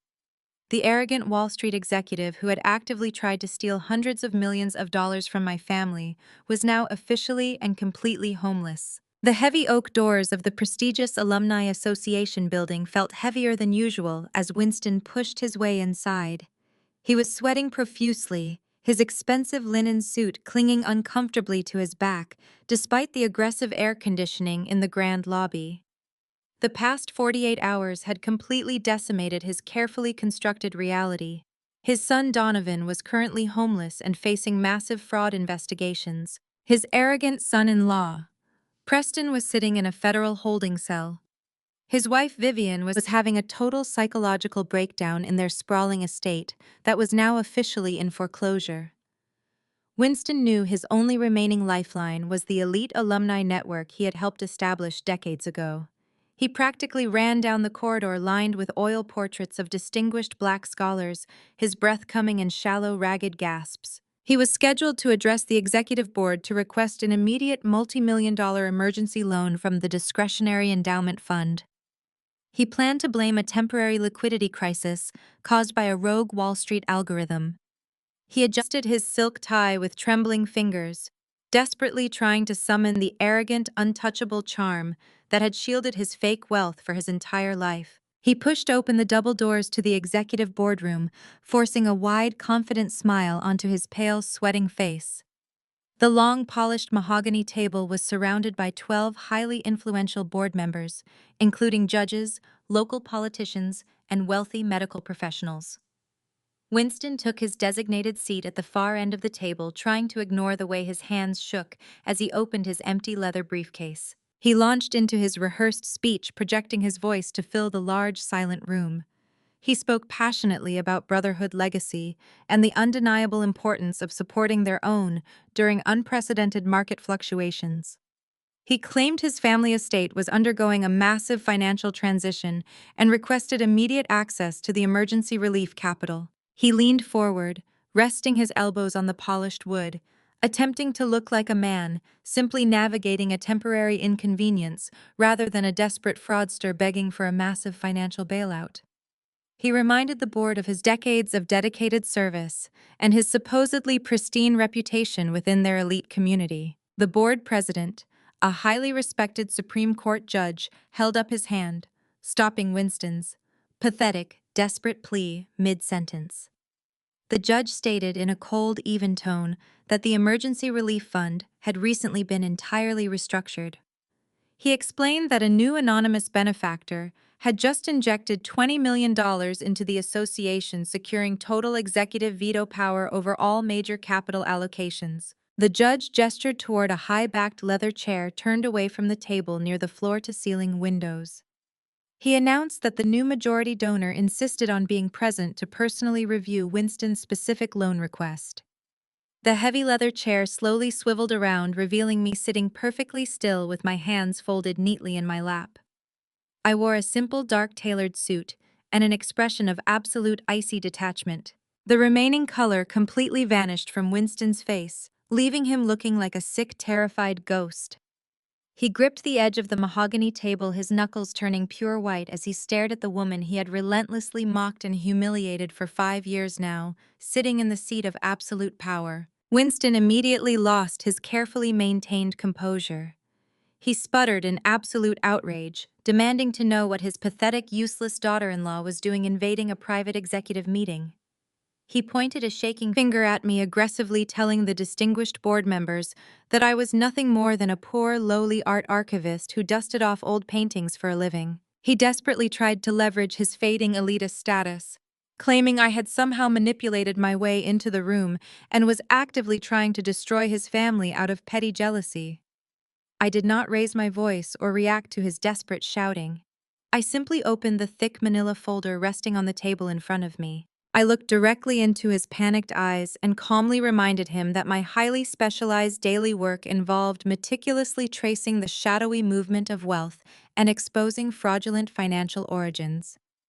I told him that verifying the exact provenance of multi-million-dollar assets was my absolute specialty, and that I had recently decided to turn my forensic accounting skills toward his supposedly flawless personal finances. I slowly slid a heavy stack of heavily audited financial ledgers directly down the center of the long mahogany table. I kept my voice low and completely lethal, ensuring every single board member heard my words echo in the silent room. I announced to the shocked executives that Winston had not lost his wealth to market fluctuations. I revealed that he never actually had any real generational wealth to begin with. I detailed exactly how Winston had spent the last 10 years systematically embezzling millions of dollars directly from the Alumni Minority Scholarship Fund. I watched the board members gasp in pure horror as I calmly explained how he had forged grant approvals and created fake student profiles to siphon money into his private offshore accounts. I told the silent room that the luxury imported cars, the expensive country club dues, the tailored linen suits, and the sprawling estate were all funded by stealing educational opportunities from underprivileged Black students. I pointed to the specific bank transfer receipts proving he had drained the scholarship accounts completely dry just to maintain his fake, arrogant, rich lifestyle among his peers. The entire boardroom erupted in absolute furious outrage. The judge slammed his fist onto the table, his face twisted in deep, unadulterated disgust.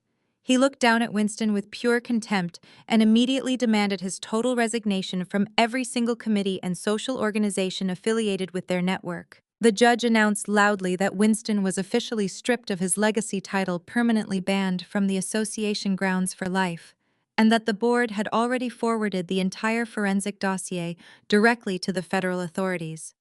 He promised Winston that he would personally ensure the state prosecuted him to the absolute maximum extent of the law for stealing from vulnerable students.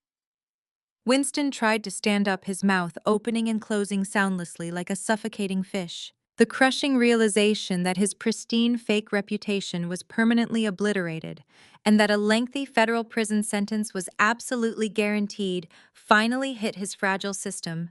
He suddenly clutched his chest, his breathing becoming wet and heavily labored. His eyes rolled back into his head as he collapsed forcefully forward, his face slamming hard against the polished mahogany table before his limp body tumbled completely out of his chair and hit the boardroom floor with a heavy, sickening thud.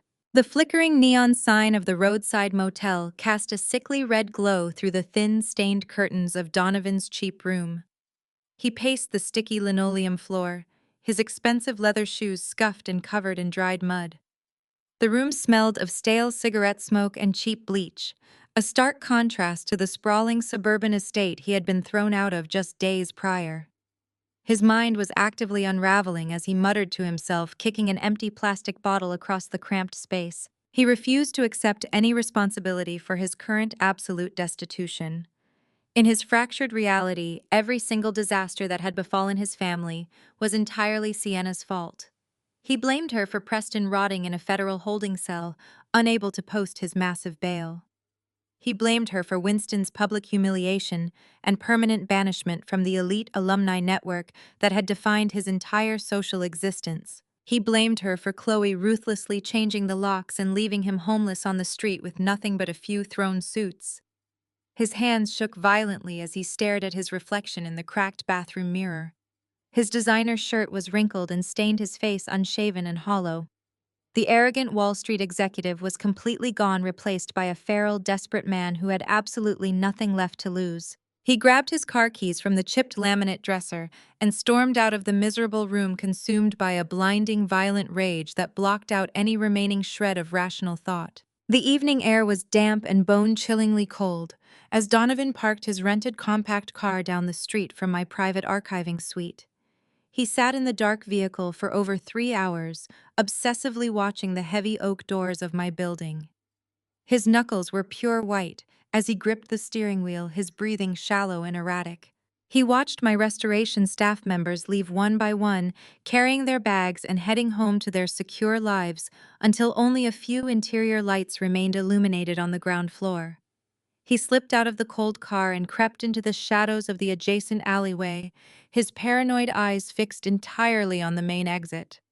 He had no logical plan and no remaining financial assets to leverage against me. He only possessed a dangerous, desperate desire to physically hurt the woman who had systematically dismantled his fraudulent empire piece by piece. He waited in the damp darkness, his muscles tightly tensed, ready to strike the moment I stepped onto the empty sidewalk. He imagined grabbing me and forcing me to surrender the seized assets, completely delusional to the reality of his own absolute legal and financial defeat. The cold wind whipped down the street, but he did not feel it, entirely numbed by his own toxic hostility. The heavy oak doors finally opened, and I stepped out onto the polished concrete sidewalk, holding a simple leather portfolio containing my latest authenticated appraisals. I was completely alone, walking slowly toward the street corner under the dim, flickering glow of the overhead street lamps. Donovan saw his perceived opportunity and lunged from the deep darkness of the narrow alley. His face was twisted in pure feral rage as he charged directly at me, raising his shaking hands to grab my shoulders. He screamed my name, his voice cracking with unhinged fury, echoing loudly against the brick walls of the empty street. He fully expected me to flinch or scream in terror, or drop my belongings in shock, but I simply stopped walking and looked at him with absolute icy clinical detachment. I did not even bother to raise my hands to defend myself, or step backward to avoid his aggressive approach. I simply watched him run toward me, knowing exactly what unseen forces were waiting for him in the dark. Before Donovan could even close the remaining 5 feet between us, the shadows around the building suddenly erupted with fluid, violent movement. 3 massive men in dark, tailored suits materialized from the perimeter with terrifying speed and trained military precision. They were Isaiah's elite personal security detail, and they had been quietly tracking Donovan's erratic, desperate movements since the exact second he left the cheap roadside motel. The lead guard slammed directly into Donovan's chest with the unstoppable force of a freight train, instantly lifting him completely off his feet. Donovan choked on a ragged gasp of air as he was violently tackled to the hard concrete sidewalk. The heavy impact echoed sharply down the quiet street. The other 2 guards descended immediately, grabbing Donovan's thrashing arms and pinning them forcefully behind his back with practiced efficiency. They pressed a heavy knee directly between his shoulder blades, neutralizing his violent ambush in a matter of seconds. Donovan struggled pathetically against the cold concrete, scraping his unshaven face against the rough pavement as he screamed desperate, breathless curses at me. I stood perfectly still, calmly adjusting my leather portfolio, watching the feral man thrash helplessly under the crushing physical weight of my father's security team. He looked completely pathetic, a ruined fraud, attempting to fight a physical war he had already decisively lost on every single front. A sleek black luxury sedan glided silently down the street and stopped smoothly next to the curb where Donovan was aggressively pinned. The heavy rear door opened, and my father, Isaiah Montgomery, stepped out into the cool evening air. He wore a flawless, dark-tailored suit and carried an aura of absolute, untouchable authority that demanded immediate submission. He slowly walked over to the struggling man on the ground, looking down at Donovan with an expression of pure, cold, unadulterated disgust. Donovan stopped thrashing instantly, his eyes widening in raw, primal terror as he stared up at the billionaire patriarch his family had actively tried to destroy. Isaiah did not raise his deep voice or show a single ounce of uncontrolled anger. He simply adjusted his silver cufflinks reflecting the streetlights and leaned slightly forward over the ruined man. He told Donovan that he could crush him like an insect right now, but that his daughter had something much worse planned for him tomorrow night. The absolute chilling certainty in my father's low voice drained the last remaining drop of fight out of Donovan's broken body. The wail of approaching sirens grew rapidly louder as 2 local police cruisers turned sharply onto the street, their flashing blue and red lights illuminating the surrounding brick buildings. The police officers exited their vehicles rapidly and approached the secure scene with heavy steel handcuffs already drawn and ready. The security detail hoisted Donovan's limp, defeated body off the pavement and handed him directly to the stern-faced officers. The police loudly read him his rights, informing him he was under immediate arrest for violating a strict judicial restraining order and attempting aggravated criminal assault. Donovan did not say a single word as they aggressively pushed his head down and shoved him roughly into the back of the cramped, plastic-lined police cruiser. The heavy metal door slammed shut, sealing his miserable fate and silencing his pathetic existence. Isaiah offered me his arm, and I took it gracefully, walking smoothly toward the waiting luxury sedan, leaving Donovan to watch us drive away from the back of a police car, heading straight toward his final, ultimate destruction. The crystal chandeliers of the grand ballroom cast a brilliant, fractured light across the polished marble floors of the prestigious venue. Tonight was the highly anticipated Atlanta Excellence Gala, and the entire sprawling ballroom was packed with the city's most influential billionaires, ruthless politicians, and elite media executives. I stood quietly in the private green room behind the main stage, allowing my personal stylist to make one final adjustment to my custom-tailored emerald silk gown. The heavy, expensive fabric cascaded perfectly down my frame, reflecting the dim, moody lighting of the quiet room. I checked my reflection in the tall, full-length mirror, noting the absolute emptiness resting in my own eyes. There was no anxiety or nervous anticipation regarding my upcoming keynote speech. I simply adjusted the heavy diamond necklace resting against my collarbone and waited for my head of security to deliver his scheduled evening update. The heavy oak door to the green room clicked open, and Liam stepped inside holding a secure digital tablet. He walked directly to my side and handed me the glowing device without saying a single preliminary word. The screen displayed a series of grainy surveillance photographs captured just 3 hours ago outside a notoriously dangerous underground gambling syndicate operating on the edge of the city. The images clearly showed Donovan stepping out of a rusted vehicle, looking absolutely feral and completely unhinged. His expensive tailored suit from his former Wall Street life was covered in dirt, and his face was unshaven and hollow. Liam quietly informed me that Donovan had somehow convinced a ruthless local loan shark to post his massive federal bail using pure desperation and empty promises of hidden offshore wealth. He explained that Donovan had immediately used the remaining borrowed cash to purchase a thick folder of heavily forged legal documents from a known criminal contact operating out of a cheap roadside motel.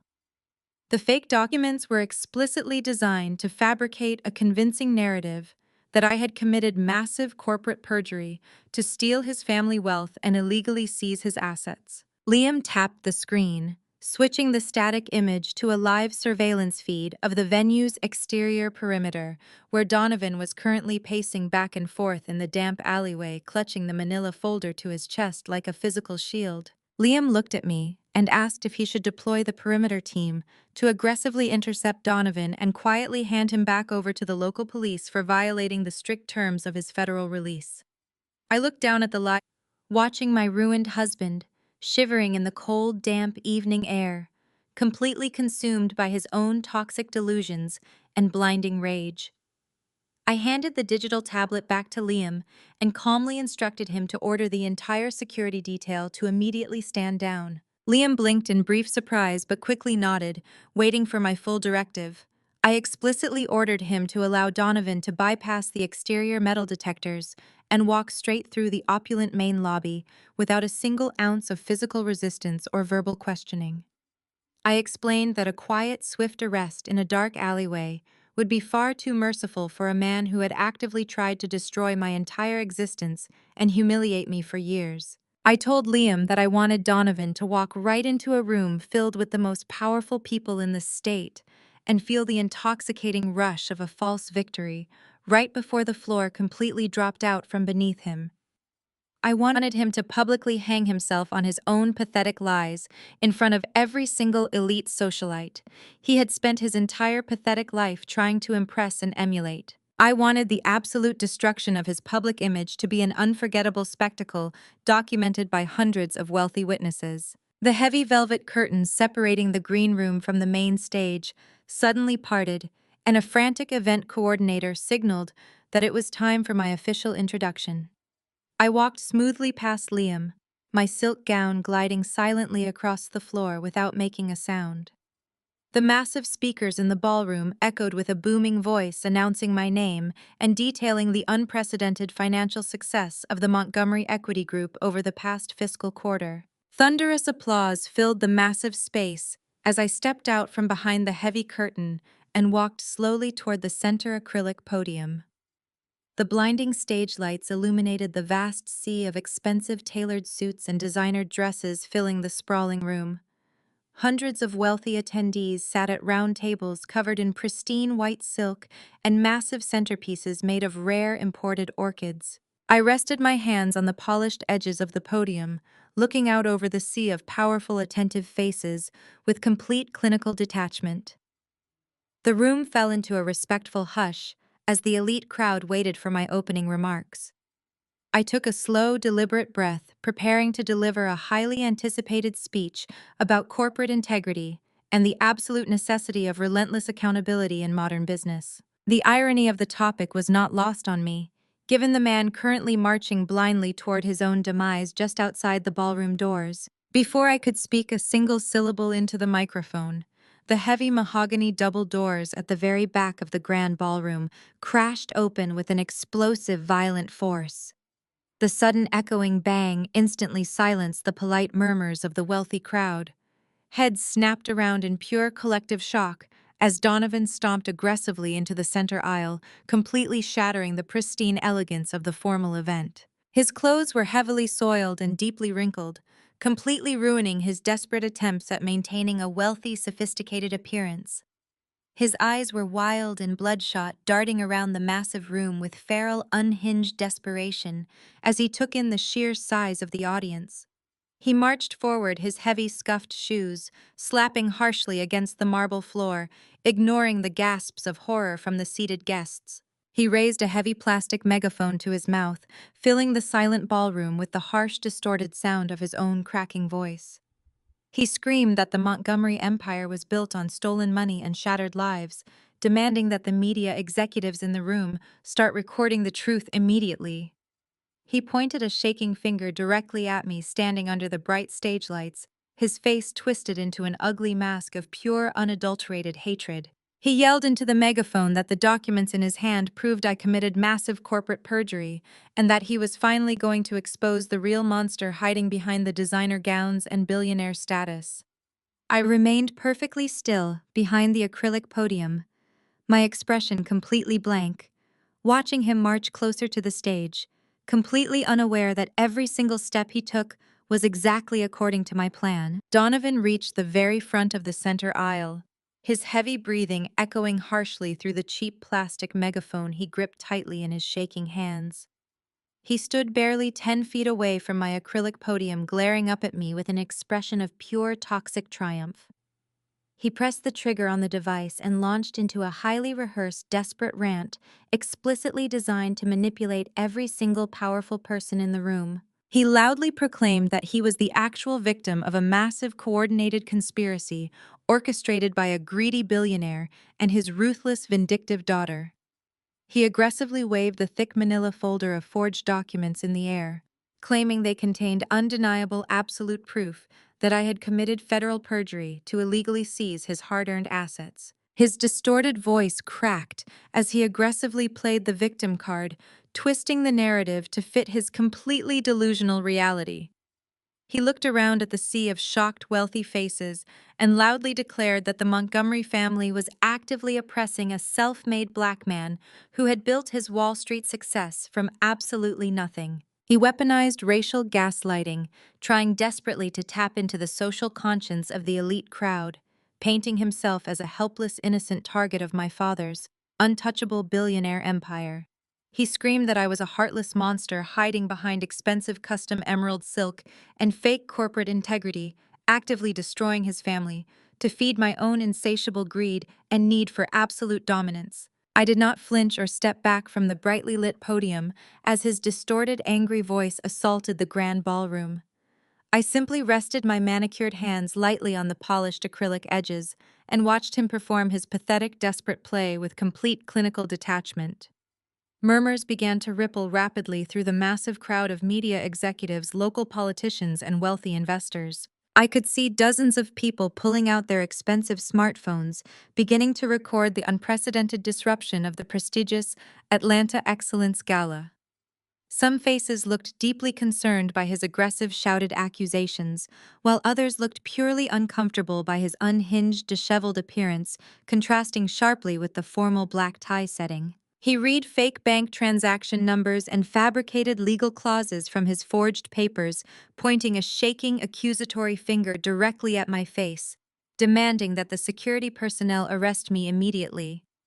He yelled into the megaphone that he would absolutely not be silenced, and that he was taking back his dignity, his wealth, and his pristine reputation right here and right now in front of the entire city. He paced back and forth violently, his chest heaving as he sweated profusely under the harsh stage lights, absolutely convinced that he had just delivered the ultimate flawless checkmate to my entire existence. He fully expected me to call frantically for my security detail, or break down in humiliating tears, or try to shout over him with desperate, panicked denials. He expected me to act exactly like the weak, submissive, compliant wife he had isolated and controlled for 5 grueling years. I let his final, echoing accusation hang heavily in the tense, incredibly silent air of the grand ballroom. I looked down at his shivering, disheveled form, panting and sweating on the marble floor, and allowed a small, incredibly cold smile to form on my lips. The nervous murmurs in the crowd grew slightly louder, as everyone waited with bated breath for my ultimate response to his catastrophic public allegations. I did not reach for the microphone to defend myself. I did not offer a single word of defense against his fabricated paperwork or his ridiculous claims of oppression. I did not call for the heavily armed security team that was waiting in the shadows for my absolute command. I simply raised my right hand into the air and snapped my fingers once. The sharp, crisp sound of the snap was instantly picked up by the highly sensitive podium microphone, broadcasting a definitive, commanding crack throughout the massive venue speakers, signaling my private production team hiding in the sound booth. Instantly, the massive high-definition projection screens spanning the entire 50-foot back wall of the main stage flickered violently. The glowing corporate logos of the Montgomery Equity Group vanished entirely, plunging the massive stage into a momentary dramatic darkness before bursting back to life with crystal-clear, vibrant color. The giant screens did not display my scheduled financial presentation or my carefully prepared quarterly market projections. Instead, they projected the pristine, incredibly sharp security camera footage from the private dining room of our sprawling estate, recorded exactly on the night of our 5-year anniversary. The expensive 4K resolution illuminated every single detail of the room, capturing the elegant formal table setting, the softly flickering candles, the untouched expensive catered food, and the faces of the people who had made my life a living nightmare for half a decade. The state-of-the-art, hidden audio system we had installed for security purposes broadcasted the sounds of the room with terrifying cinematic clarity, cutting right through the heavy silence of the shocked ballroom. The elite crowd watched in absolute stunned horror as the giant screens played out the exact defining moment my marriage had permanently shattered beyond repair. The high-quality audio projected Vivian's cruel, mocking laughter as she explicitly insulted my basic intelligence, followed quickly by Winston's arrogant, elitist sneers regarding my background. Then the footage clearly showed Donovan standing up abruptly from his dining chair, his face twisted in the exact same feral, violent rage he currently wore, standing in the center aisle of the gala. The entire ballroom watched the towering, high-definition projection of Donovan pulling back his arm and violently slapping me across the face with devastating, unbridled force. The sharp, sickening crack of his flesh hitting my face echoed through the massive venue speakers with terrifying volume, instantly followed by the clear, undeniable sound of his entire family erupting into cruel, vicious laughter at my sudden physical pain. The footage showed me stumbling backward from the impact, clutching my red, rapidly swelling cheek, while Donovan calmly sat back down, adjusting his expensive silk tie without a single ounce of remorse, hesitation, or basic human empathy. The entire sprawling charity gala went completely and utterly dead silent. The confused murmurs vanished instantly. The nervous clinking of crystal glasses stopped completely, and the air in the massive room grew instantly heavy with absolute suffocating shock. The undeniable brutal proof of his extreme physical abuse and his family's sadistic joyful complicity was currently playing on an endless continuous loop directly above my head, broadcasting his darkest, most heavily guarded secret to every single influential elite member of the city. The fake, carefully constructed narrative of the oppressed self-made victim evaporated into thin air in less than a second, instantly replaced by the terrifying, unarguable reality of a violent, abusive fraud. Donovan slowly turned his head away from my steady gaze and looked up at the massive glowing screens projecting his violent crime over and over again. His jaw dropped open in pure, unadulterated primal terror as the remaining color completely drained from his unshaven face. The cheap plastic megaphone and the thick manila folder of forged, worthless documents slipped from his trembling hands, hitting the polished marble floor with a dull, pathetic thud as the true ultimate checkmate finally trapped him with absolutely zero remaining possibility of escape. The heavy plastic megaphone clattered against the polished marble floor, rolling uselessly away from Donovan's trembling feet. The deafening silence in the grand ballroom was suddenly broken by a collective wave of pure, unadulterated disgust rippling through the elite crowd. Billionaires, media moguls, and ruthless politicians who had just moments ago been curious about his frantic accusations now stared at him with naked revulsion. Women in expensive couture gowns physically recoiled, pulling their silk wraps tighter around their shoulders as if his mere presence was a contagious disease. Men in tailored tuxedos shook their heads in absolute contempt, muttering harsh judgments that echoed clearly in the cavernous space. The grand illusion of the oppressed self-made Wall Street victim had been violently incinerated by the brutal 4K resolution playing on a continuous loop behind me. Donovan looked around wildly, his chest heaving as he realized that every single influential connection he had ever tried to cultivate was currently watching his darkest, most violent secret. He took a stumbling step backward, his expensive leather shoes slipping slightly on the scattered pages of his forged, pathetic documents. The arrogant fire that had fueled his dramatic entrance was completely extinguished, leaving behind nothing but the cold, suffocating panic of a cornered animal, realizing there was absolutely no escape from the trap he had walked directly into. He raised his shaking hands defensively, trying to form words, but his throat produced nothing more than a pathetic, wet rasp. He looked up at me standing perfectly still behind the acrylic podium, begging for a mercy he had never once shown me during our 5 grueling years of marriage. His eyes were wide and bloodshot, silently pleading for me to stop the relentless broadcast of his absolute ruin.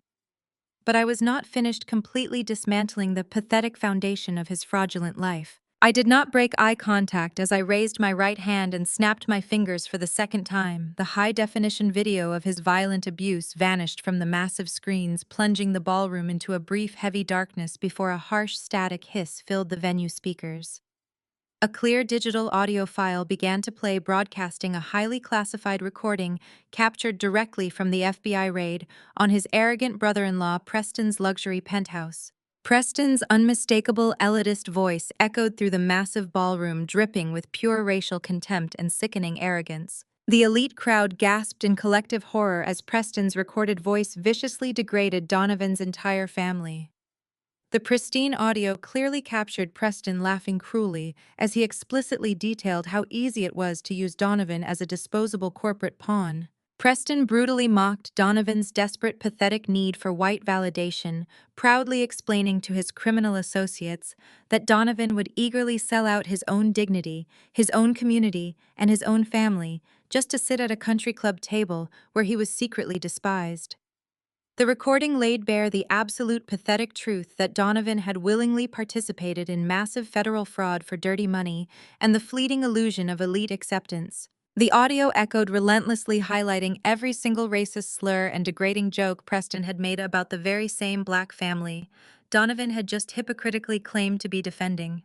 The racial gaslighting Donovan had attempted to weaponize against me just 5 minutes ago was completely annihilated by the undeniable sound of his own white brother-in-law treating him like a pathetic, obedient dog. Donovan covered his ears with his trembling hands, dropping heavily to his knees on the cold marble floor as the audio recording exposed the absolute hollow reality of his entire existence. The Wall Street executive who demanded respect and obedience was revealed to be nothing more than a desperate, subservient fraud who had traded his basic human dignity for stolen wealth and fake prestige. He wept openly now, harsh, ugly sobs tearing through his chest as the wealthy attendees stared down at him with an icy, unforgiving judgment. The elite Black entrepreneurs and community leaders in the audience looked particularly disgusted by a man who would violently abuse his Black wife while willingly submitting to the racist humiliation of his corrupt white partners. He was permanently, completely ruined in every single social, professional, and personal circle that existed in the city. There was no networking event he could ever attend, no boardroom he could ever enter, and no lie he could ever tell to fix the total obliteration of his name. I finally leaned forward and adjusted the thin microphone resting on the acrylic podium. My voice was smooth, clinical, and completely devoid of any remaining emotion as it amplified across the sprawling, silent ballroom. "You did not build excellence, Donovan," I said, watching him flinch at the sound of my cold, steady voice. "You built an illusion on my dime, and today I am foreclosing on your illusion." The words landed with the absolute finality of a judge delivering a lethal sentence. I looked down at the broken, shivering man kneeling in the center aisle, surrounded by the scattered remains of his forged lies. He had absolutely nothing left. No money, no family, no reputation, and no future. His entire fraudulent empire had been systematically reduced to ashes by his own blinding arrogance and my meticulous forensic accounting. The thousands of eyes watching him offered no sympathy, only the cold, clinical observation of a predator finally meeting its absolute end.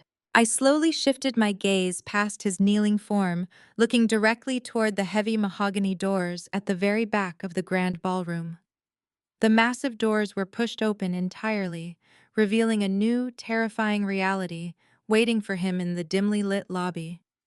The ruthless underground loan shark, who had foolishly bailed him out of federal custody, was standing there leaning casually against the doorframe, wearing a cheap, oversized suit and a menacing, predatory smile. Flanking the loan shark on both sides were 4 heavily armed city police officers, their hands resting casually on their duty belts, waiting patiently for the spectacle to conclude. The loan shark gave Donovan a slow, chilling wave, signaling that the massive sum of borrowed money he had wasted on fake documents was now officially due. Donovan slowly turned his head to follow my gaze, his bloodshot eyes widening in pure absolute terror as he realized the police were not there to save him, but to drag him directly back into the hell he had temporarily escaped.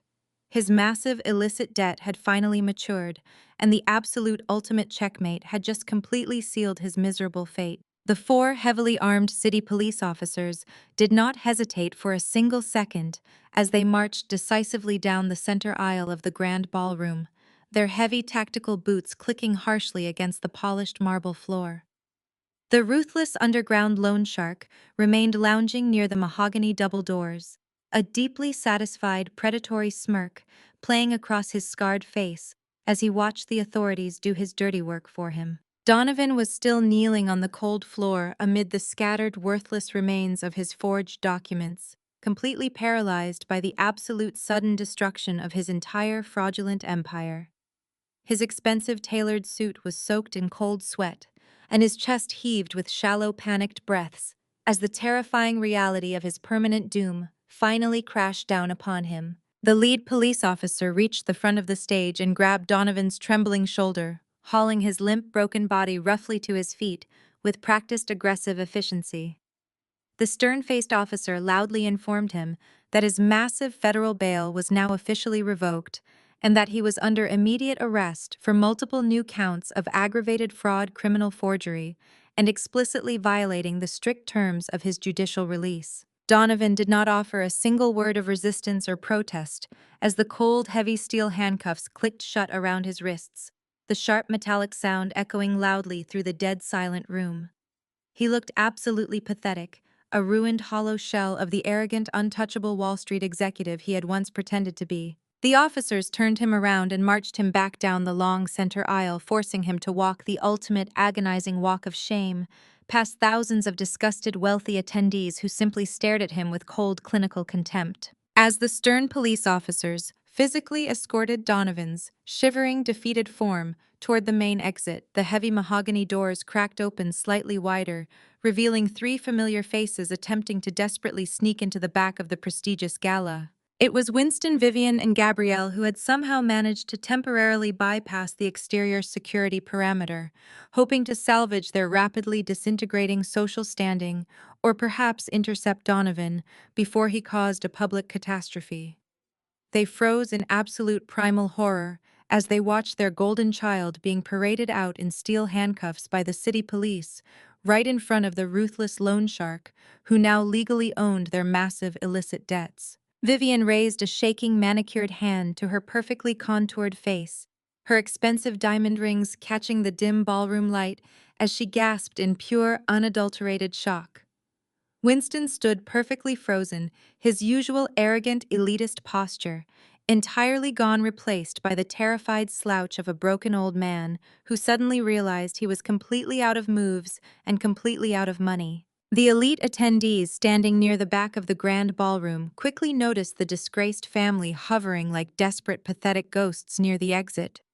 The social reaction was immediate and absolutely devastating. Billionaire investors, ruthless politicians, and powerful media executives actively and physically shunned them. Wealthy women in custom couture turned their backs with audible scoffs of disgust, while powerful men deliberately stepped away, creating a wide, empty circle of isolation around the ruined, toxic family. They were now permanent social pariahs, infected with the irreversible disease of public failure and criminal fraud.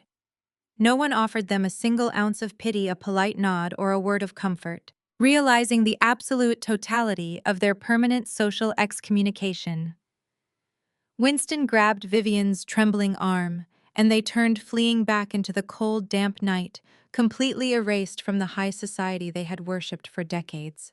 The brutal consequences of their systematic fraud and towering arrogance did not stop at the ballroom doors. The very next morning, Gabrielle's pathetic attempts at maintaining a wealthy, sophisticated illusion were violently and legally shattered. She had been staying in a cheap rented room on the outskirts of the city, trying to pretend her life was still glamorous, and posting fake updates on her social media. But aggressive corporate creditors had finally tracked her down. They arrived at dawn with strict, unarguable court orders, immediately repossessing the expensive custom designer dress she was literally wearing, claiming it was originally purchased with stolen, embezzled funds from the foundation. She was forced to surrender the heavy emerald silk garment right there in the damp hallway and was left shivering in a cheap, thin cotton slip, sobbing uncontrollably as the absolute last physical symbol of her fake wealth was carried away in a plastic garment bag. With absolutely zero remaining financial assets, no friends to leverage, and a completely ruined family name that prevented her from ever securing a respected corporate position, she was ruthlessly forced to move into a tiny, damp studio apartment on the most undesirable edge of the city.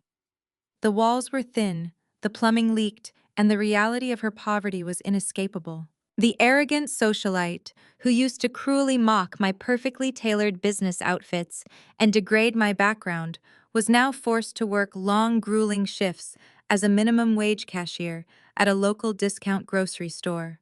She wore a stiff polyester uniform standing on her aching feet for 10 agonizing hours a day, scanning cheap generic food items under harsh buzzing fluorescent lights for the very same working-class people she used to viciously despise. Her ultimate karma had arrived with terrifying, absolute clinical precision, tearing away every single lie she had ever told. I stood perfectly still behind the clear acrylic podium, under the bright, blinding stage lights, watching the heavy mahogany double doors finally swing shut and latch completely behind the disgraced, fleeing remnants of the Winston family. The crystal-clear high-definition security footage of their violent abuse and sadistic laughter had finally finished playing, leaving the massive projection screens behind me, displaying a simple, elegant, deep black background. A profound, heavy silence still commanded the sprawling, formal ballroom as thousands of elite guests processed the brutal, unvarnished truth they had just witnessed. But inside my chest, the air felt incredibly light and remarkably clean for the first time in over 5 years. I took a slow, deliberate breath, feeling the final suffocating weight of my traumatic past completely lift off my tired shoulders, evaporating entirely into the cool, conditioned air of the prestigious venue. The systematic, absolute destruction of the abusive, corrupt family that had tried to bury me alive and steal my future was now officially complete on every possible level. They had absolutely nothing left to leverage, no reputation left to hide behind, and nowhere left to run. I calmly gathered my simple leather portfolio from the polished edge of the podium, my face a mask of total serenity, knowing the long night was not quite over yet, because there was still one last critical piece of business I needed to carefully attend to before my absolute victory could be sealed. Exactly 1 month had passed since the devastating collapse of the House of Lies, and the air in the city felt completely different. I stood shoulder to shoulder with my father inside the sprawling glass-enclosed executive boardroom at the very top of the Montgomery Empire headquarters. The panoramic view of the Atlanta skyline stretched out beneath us, looking like a massive concrete kingdom that we had entirely reclaimed. The heavy mahogany table was surrounded by our most trusted senior executives, our top-tier legal advisors, and our ruthless financial strategists, all watching me with a newly solidified respect. My father Isaiah placed his hand firmly on my shoulder, his expression radiating an immense quiet pride that needed absolutely no translation. Today was the official transition of power. I was stepping out of the shadows of my past and taking my permanent rightful place beside him at the absolute helm of the multi-billion-dollar corporation. My emerald green business suit matched the sharp, relentless energy vibrating in the room. I picked up an expensive, heavy fountain pen and signed the final page of the massive stack of corporate transition documents, officially sealing my position as the new co-chair of the Montgomery Equity Group. The entire room erupted into a genuine, thunderous applause that reverberated against the thick, soundproof glass, echoing the absolute finality of my permanent victory. But the consolidation of my corporate power was only the first item on my meticulous morning agenda. I gestured for my financial director to bring forward the second highly anticipated folder of the day.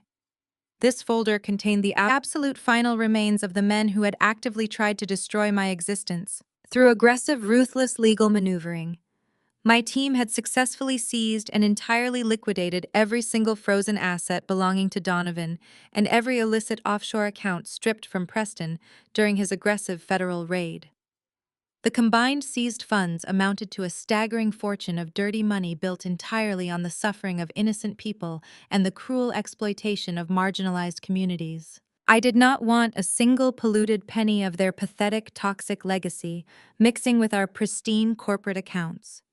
I took my pen and signed the binding financial directives that completely drained their seized accounts down to absolute zero. I announced to the silent, attentive boardroom that 100% of those liquidated funds were being immediately poured into a massive, unprecedented grant program specifically established for underprivileged women and domestic abuse survivors throughout the greater Atlanta area. The irony was sharp and incredibly poetic.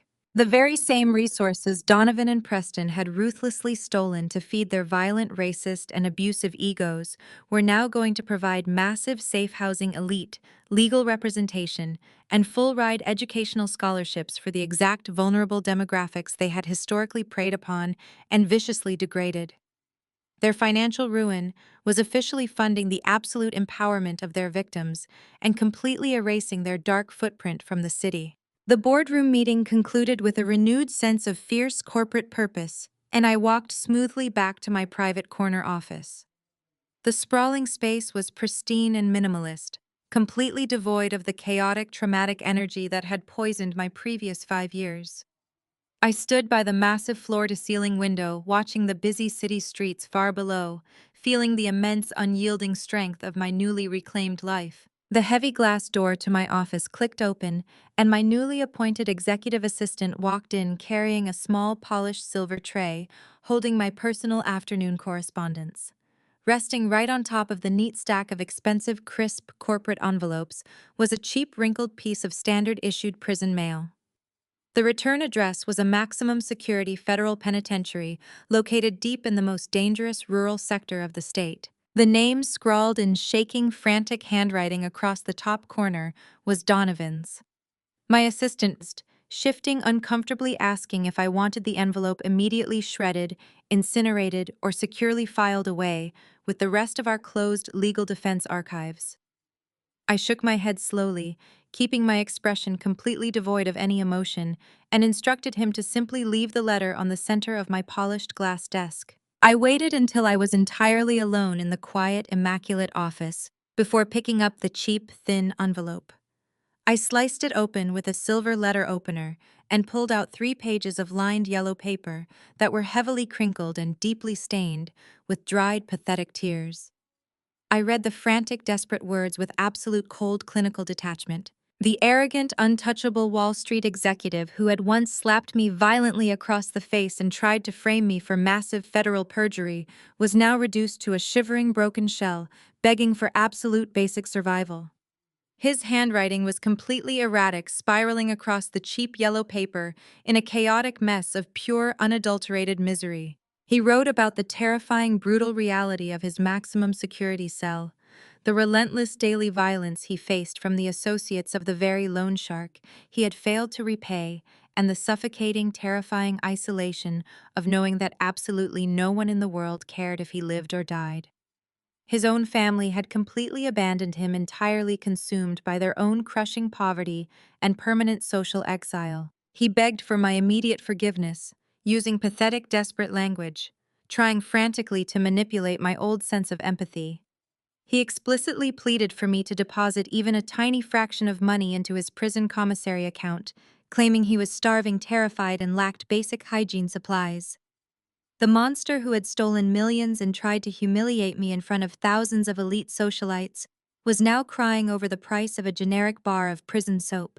I read the very last pitiful sentence where he claimed I was his absolute only remaining hope in the entire dark world. I did not feel a single ounce of sympathy, regret, or residual pain. The emotional void inside my chest regarding him was completely and utterly bulletproof. I simply placed the tear-stained yellow pages back inside the cheap, wrinkled envelope and smoothed it flat against my immaculate glass desk. I opened my top drawer and pulled out a thick, bright red marker, removing the cap with a smooth, deliberate motion. I pressed the red felt tip heavily against the front of the envelope, right across his frantic, shaking handwritten pleas. I did not write a long explanation or a vindictive, angry reply. I simply wrote a single definitive sentence in bold, unapologetic red ink. Return to sender no longer resides in your reality. The thick red words bled deeply into the cheap paper, sealing his absolute and permanent exclusion from my entire existence. I pressed the silver intercom button on my desk, silently summoning my assistant back into the room.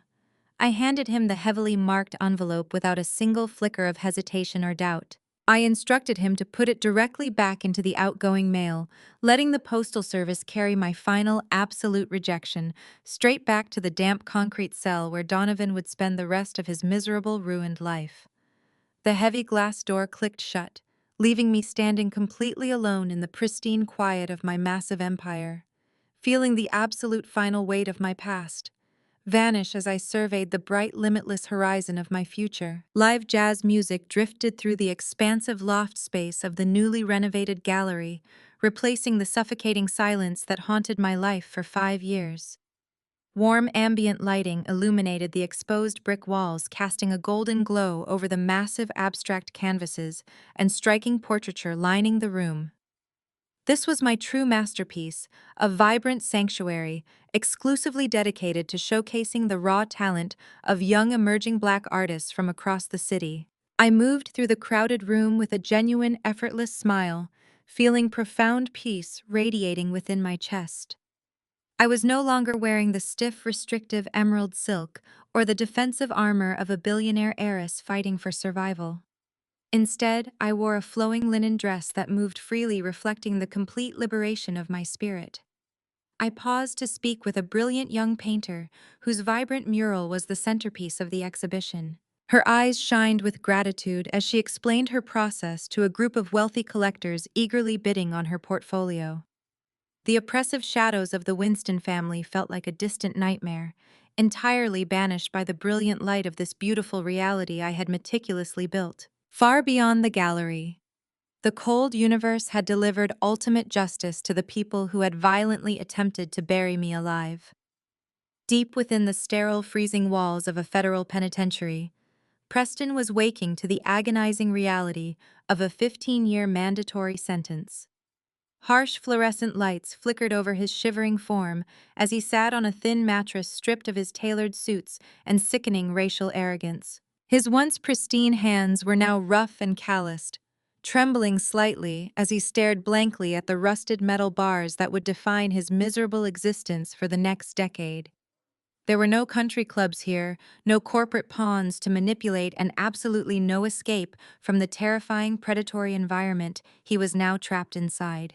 Miles away on a desolate stretch of highway, Winston stood shivering inside a cramped, drafty toll booth, staring blankly at the endless stream of passing headlights. The bitter, freezing wind whipped through the small sliding window, biting harshly at his tired face. The arrogant patriarch who once sneered at my background and ruthlessly mocked working-class people now wore a cheap polyester uniform, handing damp dollar bills back to exhausted truck drivers in the dead of the night. His towering pride had been completely stripped away, leaving behind nothing but the crushing reality of minimum wage survival. He rubbed his freezing hands together, watching the taillights fade into the dark distance, knowing no one in the elite circles he once worshipped would acknowledge his existence again. In the darkest corner of the county correctional facility, Donovan sat alone in a tiny, damp cell that smelled of bleach and despair. The heavy iron door was bolted shut, trapping him with his suffocating thoughts. He sat on the edge of a bolted metal cot, his hollow, bloodshot eyes fixed obsessively on a crumpled newspaper his lawyer had left behind.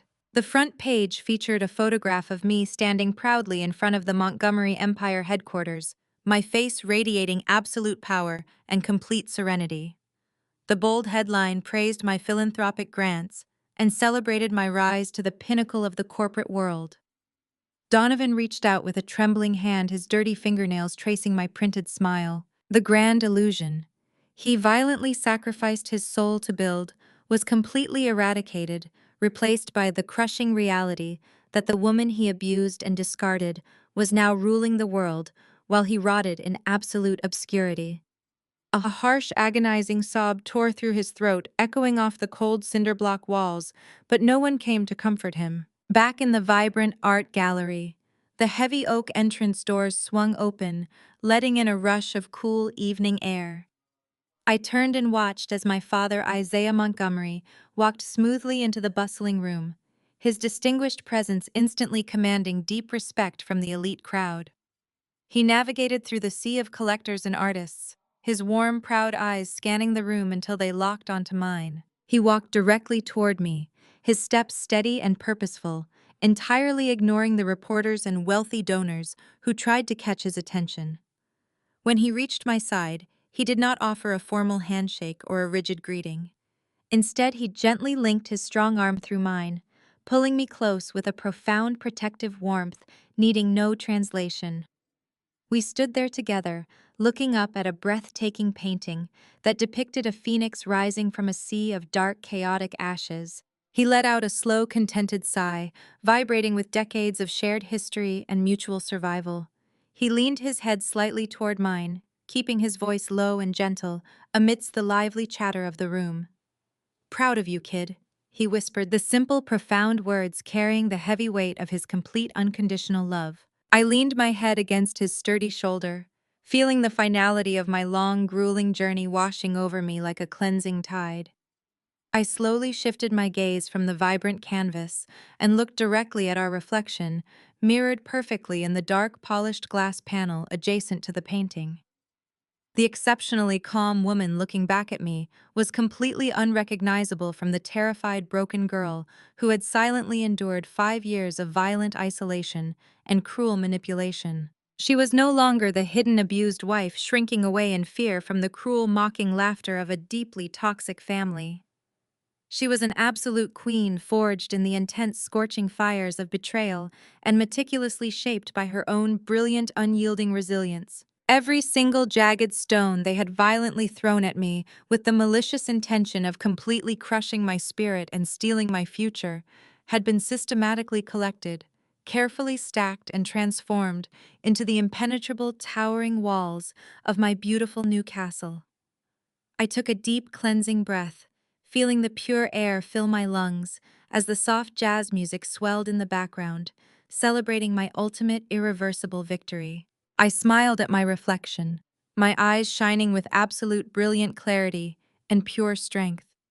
I am proud of me too, Dad, I whispered softly, as a single tear of joy fell the final absolute truth, ringing out into the beautiful, endless horizon of my entirely new reclaimed life.